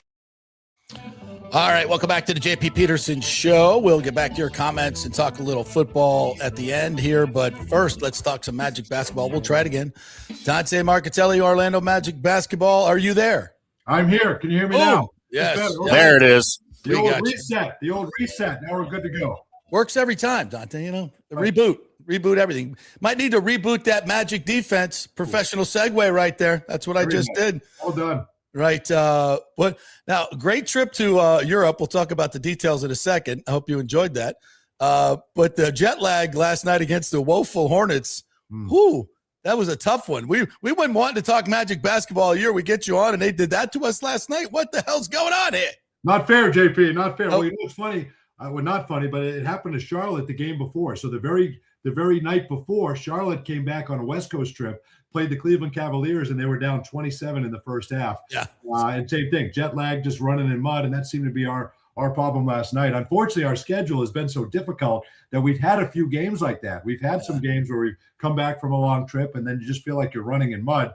Unfortunately, it's happened against teams that you should beat. Should have beat the Charlotte Hornets last night. Should have beat them a couple of weeks ago when this happened. You're coming back off a West Coast trip. So you got to find a way to dig yourself out of this. The injuries are starting to take a toll. I didn't have Franz Wagner last night. That was kind of a surprise a few hours before the game. Jalen Suggs has missed 8 straight games. You got to get him back. He means so much to this team. So we got to get healthy. We got to start playing some home games, and we got to start knocking down some shots. It has been a struggle to watch this team shoot from beyond the arc. But you're right. Defensively, that's where we hang our hat, and we haven't quite been the same defensively here this year. Now, is that because there was some obviously personnel changes with Bain comes in, Caldwell Pope out, some of those guys that were probably better defenders? I mean, Jamal Mosley has always been about that defense, and the new guys maybe don't have are they not good defenders, or maybe they haven't gotten the message yet? Which is it? I think you're relying on your defense. We're playing up tempo. That's the other thing is we've changed our offense. So now we're playing faster. Last year, the Magic were one of the slowest teams in the NBA. Walk the ball up the floor, wait for the right shot, and then lock down on defense. This time, they've completely revamped it. So now you're getting more. You're giving the opponent more possessions. You're giving them more opportunities to score. And sometimes they look tired. They look fatigued at the ends of games. So it's been an adjustment kind of playing to this new up-tempo style. They'll figure it out. But you got to get back to defensively. So I wonder if some things might shift and you might maybe eventually slow things down here a little bit. But the point of attack, we're just getting beat on the perimeter. Too many opposing point guards are putting their head down and driving right into the paint. That was not a problem for this team the last couple of years. So Anthony Black is new to the starting lineup. Desmond Bain is a new piece. They're defending well at times, but really it's a whole team. Got to find a way to keep these point guards out of the paint. That seems to be the problem this year. Well, and when Jalen gets back, is that the fix? Yeah. It's a big part of it because he's our best defensive player. He's going to be one of the top 3 team all defense in the NBA, and he just doesn't let guards do that. That's just his nature, his DNA. But it's the same with Bain and Black. It's the same thing for them too. So teams are scheming against this Magic team and trying to find ways to get in the paint because they don't want to play against a set defense for this Magic team. So when Orlando misses, we are seeing more than ever teams grabbing the ball and going. And the Magic have got to do a better job of getting back defensively. Getting Suggs back will help. Getting Franz back will help too. Franz is one of the best defensive players on this team. Until then, everybody's got to pick up the slack, and it just hasn't happened here the last month or so. All right, well, you got the Cavs coming in tomorrow night, 7 o'clock, locally, MOR TV here. They're doing a lot of the games here locally, so we're trying to promote these broadcasts here. And so for the casual NBA fan, we don't talk a lot of NBA here. We're trying to get the Orlando Magic involved here. So let's go a little 40,000 feet here.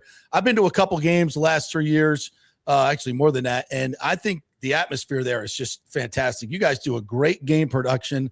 I encourage everybody to, go ahead, get on I-4. All right. Just crack out 5 hours and just get on the damn thing, get to Orlando, enjoy and go to a game, because it's really great. Talk about what the folks will see maybe that haven't been to a game in maybe 3 or 4 years at the new arena.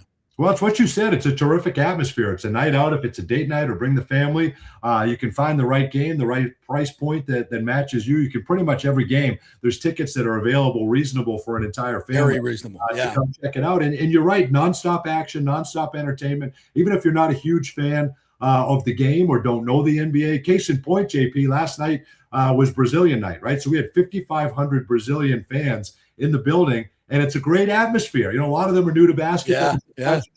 Sometimes they're cheering for both teams, and that makes it fun. It's a great atmosphere, but everybody's entertained not just by the product that's on the floor. It's everything that's going on, all the in-arena entertainment. They make it a lot of fun with all the things that they have during timeouts and stoppages and shooting T-shirts into the stands. So we encourage you to come out and be a part of it. And then the action, you can't beat it. I mean, these are world-class athletes, and the NBA is unlike any sport in our opinion. They say it's non-contact, but these guys are hitting the size, the speed, the athleticism of an NBA basketball game is what keeps bringing people back. So we always feel if you come check it out one time, you're going to be hooked. You're going to be a fan. It's like when you go to Amalie Arena, or used to be Amalie now, and you watch the Tampa Bay Lightning, you watch you go watch the Bucs, you watch the Rays. I mean, these are world-class athletes, and you get hooked. You're right. The drive is not easy, but it's always worth it when we go to Tampa or when fans come here. So, an opportunity to watch NBA basketball, we encourage you to check it out. Where's Dante? Where's our bullet train? We were promised a bullet train 20 years ago. Where's our train? God damn it! I mean, we promised a lot of things 20 years ago, but the bullet train right at the top of it. I think that'll help, right, JP? Once you get the train going, that'll certainly help. But if you time it right, if you leave a little early, come here. There's stuff to do around Kia Center, down on Church Street. There's all kinds of great entertainment. You can make a day of it, make a night of it. If you don't want to go back and get a hotel, there's all kinds of options around town, like a lot of Orlando fans do when they go to Tampa. So we certainly, there's ways around it, but you're right.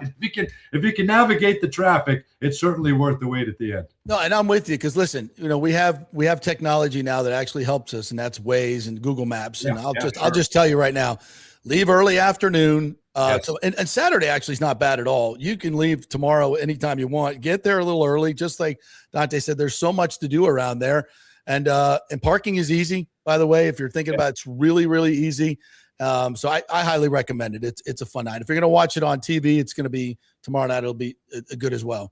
We've had so many years. Unfortunately, we're kind of going through a rebuild, right? So the product on the floor wasn't where you'd want it to be. So you had to get creative, and so we've created all these entertainment options. Now that the team is better, we're right where we want to be. We're right within striking distance. I'll say that. We're 2 games out of third. So if they get this thing back on track, you're right within striking distance of the Eastern Conference. So now you have a much more entertaining product, and you have all this stuff happening in arena. So we'd love to have you come check it out.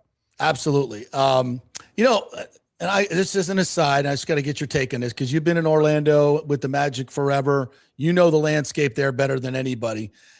Is that a town that really wants baseball? There's so much talk about the Rays moving there. People are freaking out here. And I'm like, I don't even know if Orlando, because the public officials haven't really said whole lot about baseball. I know the theme parks have no interest in a competition of baseball.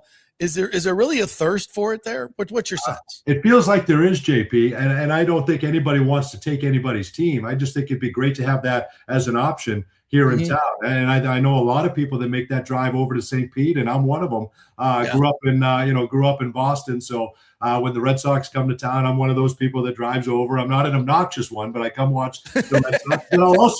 But I'll also go and just watch the Rays. I love good baseball, and the Rays have been so fun to watch here the last couple of years. But we have so many transplants that have come from different areas that I think it would support it. And you have so many tourists that come through here throughout the year, as you guys do in Tampa. So I feel like there would be a lot of support for it, and just a lot of friends that I talk to and people here in town. There certainly is a thirst for it. There's just so many options entertainment-wise here in Central Florida, and you have them as well in Tampa, that it'd be another option, and I think it'd be a lot of fun for this town. Can it happen? You'd know way more than I would, but I think if there ever were to be a team here, I know this community would support it. Well, the stadium now is going to be right next to Raymond James if we get it built. So right. That'll cut some travel time off for you. Yeah, you can help, and I'll make that drive no problem. So our studio, when the team goes on the road, our studio is in Tampa. So I drive right by Raymond James. Oh yeah, you're going to the studio. Oh, all right, yeah, over to the studio. So yeah, if that was an option, I'm very familiar with that area. Listen, the fans in Tampa deserve that team, and they deserve to see it be successful and hopefully win a World Series here soon. So I'm so glad that they got that all worked out. And if there's ever time to have a third team in the state of Florida, we'd love to have that here in Orlando. Oh, and I'm fine with that. But I think it works well that our NBA team, and I do think the Magic are our NBA team. People talk about bringing an NBA team here to Tampa. I'm like, why? We have one 70 miles up the road. You're not going to go, you're not going to 60 games.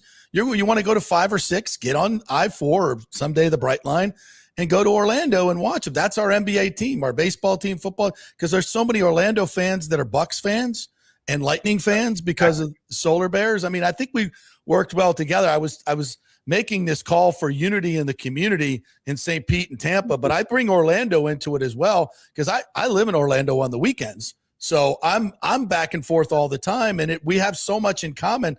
I kind of like the way it all works. You guys have a great professional soccer team there. That stadium I love. That's a really cool thing. So I think it kind of all works together the way it is right now. I don't have a problem with it. JP, I couldn't agree more. I think in a rising tide lifts all boats, right? So the better one or two of these teams does, then the other ones have to kind of stay with it. I think it's great. I love going over to Tampa Bay Bucs games. I just went to one when they beat Carolina about a month or so ago. So I love going over there. I love watching the Lightning games. My wife is from Toronto. I'm from Boston, so we've got that. But the Lightning have been so good the last decade. It's been a blast just to go over there and watch Lightning games. Paul Kennedy is about the greatest human being there is. So I try to go over there and see him. He does a lot of work. But when the Lightning are competing, when the Rays are playing well, when the Bucs are playing well, you see the flags all over Central Florida, like all over Orlando. There are so many fans here, and we're all pulling for those teams. And you're right, to have them right down the road, it's a blessing. We're so fortunate. Let's bring them all together. Let's bring or Lampa. What are we gonna do? But however you can get us back and forth faster, you make that happen. I'm all in. I got to vote for you, JP. However you make that happen. Bullet train. This okay. I tell my people have heard this story before, but my dad was a civil engineer that helped build Disney and helped design the monorail and the Seven Seas Lagoon and all that. And once they got that monorail done, the legislature told my dad's company, hey, build us a prototype to connect Orlando, Miami, Fort Myers, and Tampa by monorail. And they did it, and they presented it, and the freaking oil company shot it down. That was back in the 70s, bro. We could have had monorails. We could have had monorails connecting all these cities. And how many more games would you go to in Tampa if you knew you could get on a monorail or a train and be here, no doubt, in 45 minutes, 60, even at 60 minutes, if it's guaranteed? How many more would you go to? Oh, JP, I'd have a package. I'd have a ticket pack. Absolutely, 100%. I'd go to 10, 15 games. I'd bring the family. I'd watch the Rays. I'd go to Lightning games. I might even be a Bucs season ticket holder. Yeah. Honestly, wow. It's that easy, and take the train back and forth. That's a great day. And I tell you what, I would do this too. As you're passing me to come to Orlando on the weekend, I'd be taking the train out to Hyde Park and Ybor City. I love those areas, man. We'd be hanging out there as well. You know what? They actually do this in other states and other countries. They actually have these trains. It's crazy. Well, how it works. I was with the team in Berlin and London, and not only do they have these trains, but they're on time. Can you imagine that? They show up. Oh my God! You go from city to city, and you don't have to get into a car and park. It's been great. It's been great having the light rail. I thought that was huge for this town. So we've got the light rail, and we've got that buzzing around here in Central Florida. But yeah, and the bright line that goes down to Miami is phenomenal. If we can make that, we just got to make that Orlando-Tampa connection. It's not that hard, bro. It's not that hard. I think you'd have a lot more fans that would come to Magic games, and I know a lot more people would go would head that way for sporting events in Tampa, no question. Damn, Rick Scott scuttled our train. We voted for it, and we so close. I come over for that. You have that unbelievable golf tournament. I've never been to Gasparilla. I'm not on a whim. I'd go check out Gasparilla. I'd love to. Oh, it's next Saturday. Come on, come on down to the shit show. I got a spot for you. I got a perfect spot for you. So if you're interested, trust me, you need a plan. Yeah. I'll execute it for you. Come be our guest. For you, that'd be good for you to do that. Yeah, that's cool. All right. So let's top this off with a little bit more basketball talk here, because Paolo Banchero is a bona fide superstar. You know him. You talk with him. He seems like a great dude. A great. We actually have a shared marketing plan. I think it's Advent Health does a spot with Baker and Paulo in it. So that's great. That's bringing us together a little bit. What's he like? Tell me a little bit more about him. Paulo's a great guy. He's kind of a quiet guy, more reserved, kind of keeps to himself, but he's a competitor. This guy wants to win. He'll do whatever it takes. He is a superstar. He could go out and get 25, 28 points a night. He's having a career high rebounding the basketball. He's second among non-centers in rebounding because we need that. We need more effort on the glass. He's having a career year passing the basketball. He's getting people involved. He just wants to win. If he has to score 15 points a game, but we're a top 3 team in the East, that's what he'll do. He's not selfish.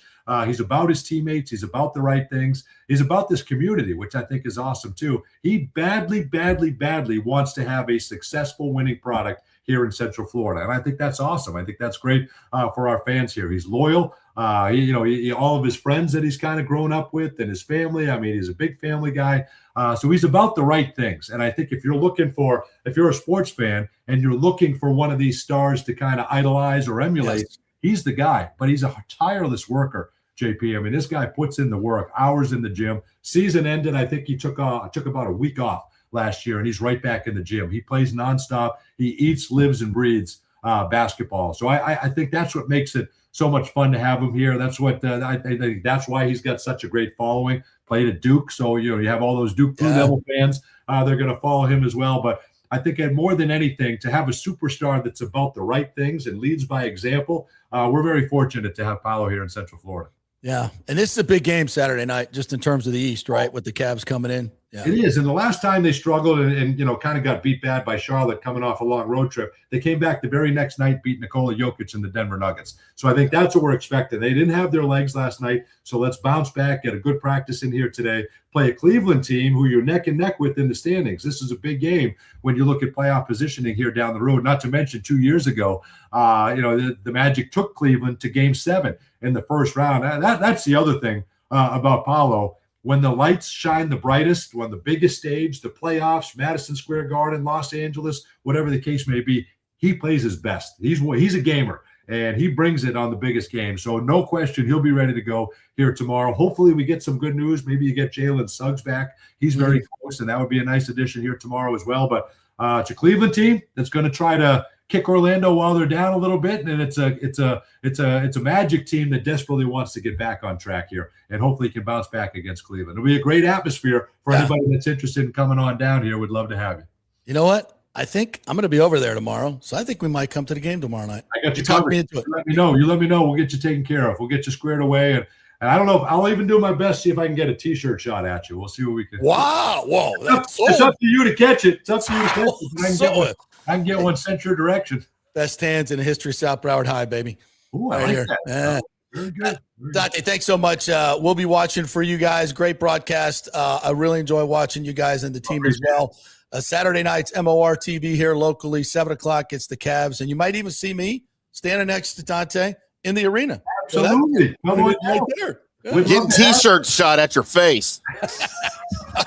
My glasses will have tape on them on. Hey, Monday. if he wants to come fire the cannon, come on down. Yes, I'm in. Oh, God, now I'm firing cannons. I'm in. Fire the cannons. Fire the cannons. That's right. Then we got our own version of it in Central Florida. That's right. All right, Dante. Great talking with you. Hope you come back and we'll get this magic train rolling here in Tampa. Thanks for having me. Keep up the great work yourself, JP. Would love to have you, and hopefully we'll see you on Saturday. And for all of those tuning in Tampa, just enjoy it. We have a lot of fun on the broadcast. It's light. Yes. We try to bring as much information as we can, but we take it very serious as kind of the conduit between the players and the fans. So we're all about the viewers when we do these broadcasts. But thank you very much, JP, and we hope to talk to you soon. Yeah, you guys are great. Great personalities. Love it. Thank you. Appreciate it.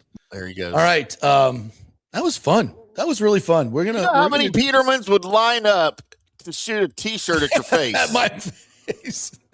That's a marketing ploy right there. We'll pack the house. So raffle tickets for that for charity. I love it. I love it. Yeah, I think we will. We might just go over there. I would love to see that game because I'm telling you, they put on coming from a person that works in entertainment and production at the Lightning, and of course, we won the Stanley for the best production. I can tell you, the Magic do a fantastic job. They really, really do. Even if you don't like just basketball, you just want to go for a party, it's a party. They got a DJ. They got the dancing girls are running around. If you like that stuff, Timmy, which I know you do. Yeah, it's a really good production. And so why would you think that I'm into something like that? I don't know. All right. I got to talk about this. So I don't know if you saw this. At the Australian Open, there's this little dweeb from the New York Times that is asking all the American players, hey, how do you square representing your country as an American with all that's going on in America and Trump's second term and the turmoil? Like, how is it? Can you talk about what it's like to represent? Is it hard? I think the presumption of the question. The exact words he used were, are you embarrassed or ashamed of your country? Yeah. Yeah. Yeah. Talk about losing your credentials. Yeah. You want to talk about, listen, what happened with Liam Cohen and that nice, lovely lady from Jacksonville pales in comparison to this bullshit. And you want to talk about a person that should have their credentials revoked. Listen, if the players want to make a political statement, you could ask a question, certainly that is not presupposing through your political bias, little dweeb Canadian that you are. That's not journalism. I know that's kind of become that in you see it in the White House press corps, these politically agenda-driven questions. When you go to journalism school, the first thing they teach you is objectivity and to tell both sides of the story. And to never let your political bias be detected.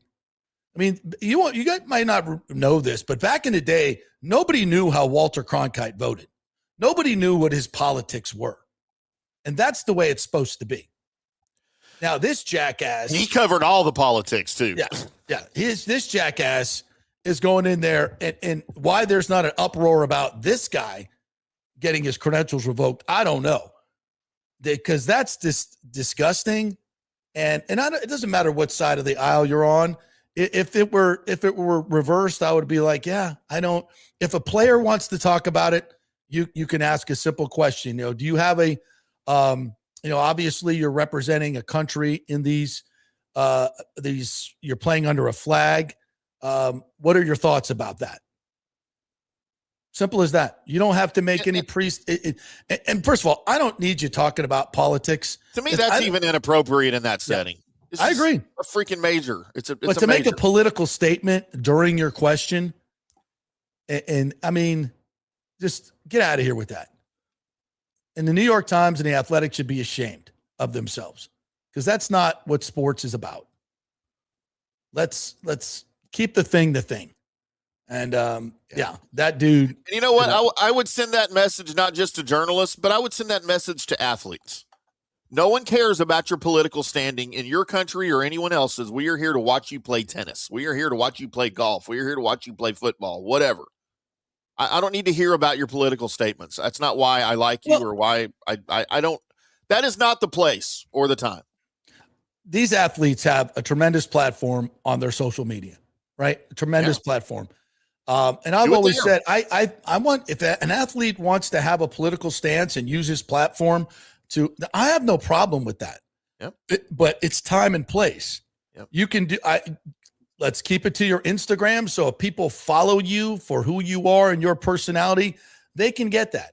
If you want to do it on the field of play in the uniform that you're in, I don't have time for that. I just don't think that's a mix. Whatever your political persuasion is, I would rather we just keep it.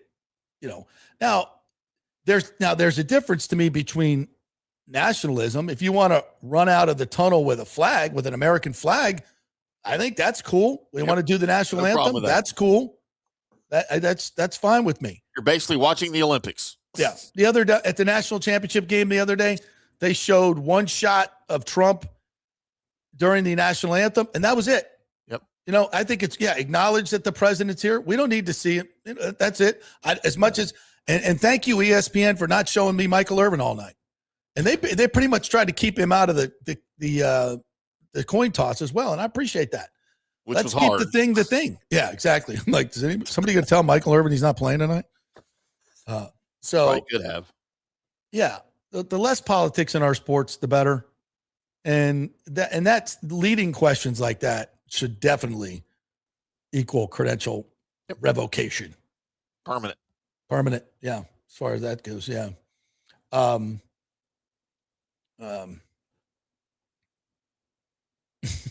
Richie and I don't agree politically, but I'll definitely put this up. Unfortunately, we turned the corner about having shame for anything anymore. Yeah, that's kind of true. I feel like that works both ways. Yeah. I could hear the estrogen in that reporter's voice. Beam me up, Scotty. Yes, Andre, all day. I know you're probably talking about basketball, but just from this world we live in, yes. If there is going to be a reckoning, you want to come pick me up now? If you're taking me to a safe place, yes, come get me. I'm all for the rapture right about now. If you'd like to come down and get us, please take me away. Andre Alday asked, do you think the Magic will make the playoffs this year? Yeah, they're in the 6th spot. And as Dante said, they're 2 games out of 3rd. They're definitely making the playoffs this year. As they did last year, it was an unceremonious get the hell out of here. But they need to get Suggs back, and they need to get Wagner healthy and get Bane playing some better defense. And I think they could be a threat. I really do. This game with the Cavs is a nice measuring stick. So yeah. Hey, what's funny about the NBA, JP? Of course, everybody knows my thoughts on the NBA. And I was not nearly about to mention anything with Dante on the air. But I will say this. As you mentioned, as the LeBron, Kevin Durant era sort of comes to an end, especially the LeBron era. By the way, fans are turning on him left and right because people are finally seeing what he's really been doing the whole time. You see the remarks I don't know if they were remarks or they were reports about how they wanted to get rid of LeBron, and he was, So back in the 90s, not a shock. You'll remember this, JP. The NBA had a really cool ad campaign. NBA action. It's fantastic. Yeah. And it was, man, 80s and 90s NBA, that's my NBA, right? Yeah. Even though I was dealing with the Mavericks team that won 10 to 20 games a year, I was still in on the NBA. Showtime Lakers were one of my favorite teams ever. In fact, I would say Miami Dolphins, 72 team. Sure. My favorite ever. I grew up with them. I hated the Celtics back then too. FSU 93, 99, and 2013. I liked watching the Lakers. I hated the Lakers towards the end of the 80s because they kept knocking the Mavericks out of the Western Conference Finals in their run during their run. But all of that to say this, the farther we get from the LeBron era as it's closing, I feel like the NBA is getting back to that. Right? It's for the fans. Yeah. Again. Yeah. Productions in the arenas is sort of back. It's not woke. It's not, it's, for lack of a better term. I know I'm very good friends with the guy that runs the PA system and the music and everything for the Mavericks and Stars games at the AAC. We've had several conversations that, man, I'm under strict orders not to play certain things, not to say certain things. As of this past off season, we just had a beer the other night. He's like, hey, I'm kind of getting back to where I'm allowed to be myself on the air and with the music and stuff. He goes, those restrictions that I've had for 15 years are weirdly going away. I got a memo. And I'm like, well, what specifically? He's just like, well, they're not afraid of things anymore. Like, they would rather everybody have fun. And if they have to apologize to a group of people later, they're okay with that now. Wow. So I feel like the NBA as a league, as a product, is getting back to being about the fans, not about 2 or 3 star players in the league that run the whole damn thing. And that's good. That's absolutely. So that's why I'm sort of slowly climbing back on board, right? Luka's in LA now. Great. We got Cooper Flag here. We got a balsa wood Anthony Davis. And they're trying to ship him out. It's going to be next year because he's going to be hurt the rest of the year again. But you know what, man? I'm all in on my Mavs. I'm going to reboot back up my Dallas Mavericks Daily Blitz that I haven't done in a long time. We're going to start doing that here on the network. And, if we start talking Orlando Magic here on the show, I'm all in, man. Let's do it. Yeah, we are. It's here. And it's not going to take your Bucs or your Rays or Lightning away. Don't worry. But I think it's a nice little ad. I really do.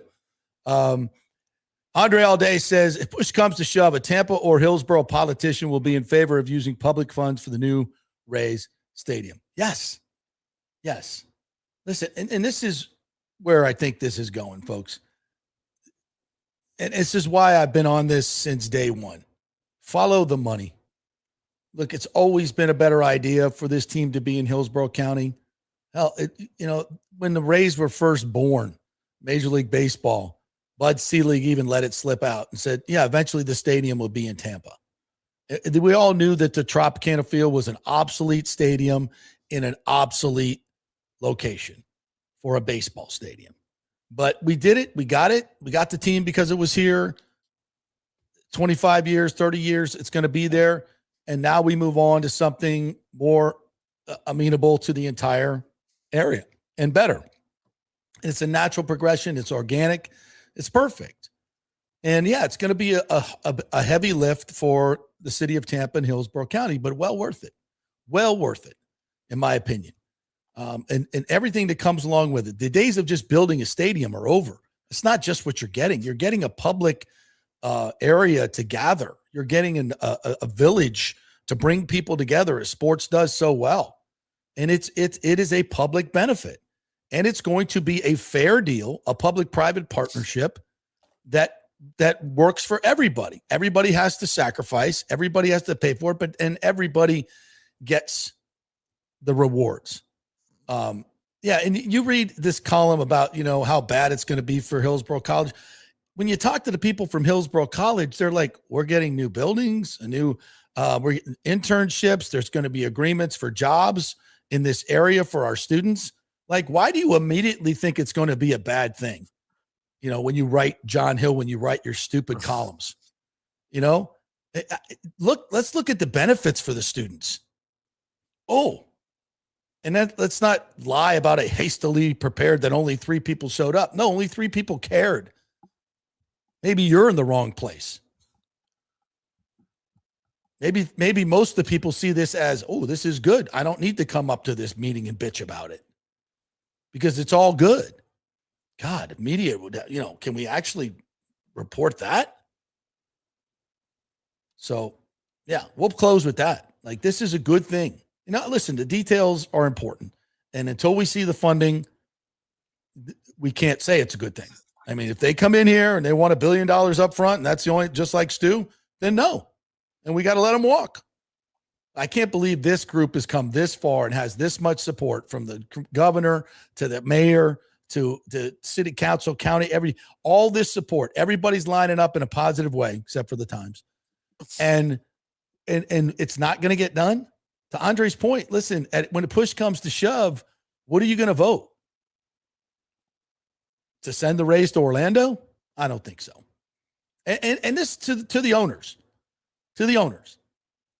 don't come in here asking for a blank check and all the money up front, because that's not cool and it doesn't work.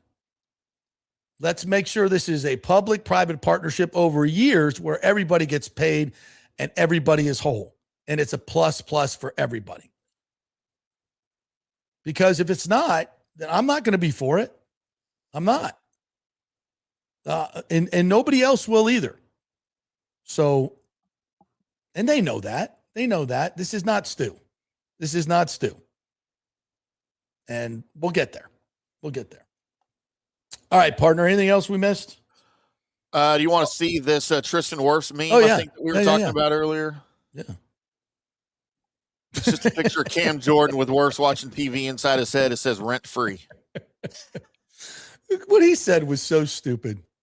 You know, this guy's lauded as the next great, NFL commentator. He's just, no, you're not. You're not. All offensive linemen are not skilled and they're fat. Yeah. Yeah. But you. Oh, yeah. Next time you get around Tristan Wirfs will be your first time, bro. And I mean, according to the TV commercial, he smells like hot dog water anyway. Maybe that's a secret, a superpower. Smells so bad that nobody wants to block him. Yeah. All right. We'll be going to the Magic game tomorrow night. That'll be fun. I'll report back to you on that. Anything breaks this weekend, we will obviously be around on social media to talk about it. Timmy, great job. Thanks to Dante as well. That was really fun talking basketball. What a great guy. What a great dude. He is a good dude. Yeah, so we'll do that some more. And don't forget MOR TV tomorrow night, 7 o'clock. You can watch the Magic. Have a great weekend, everybody. We'll see you on Monday.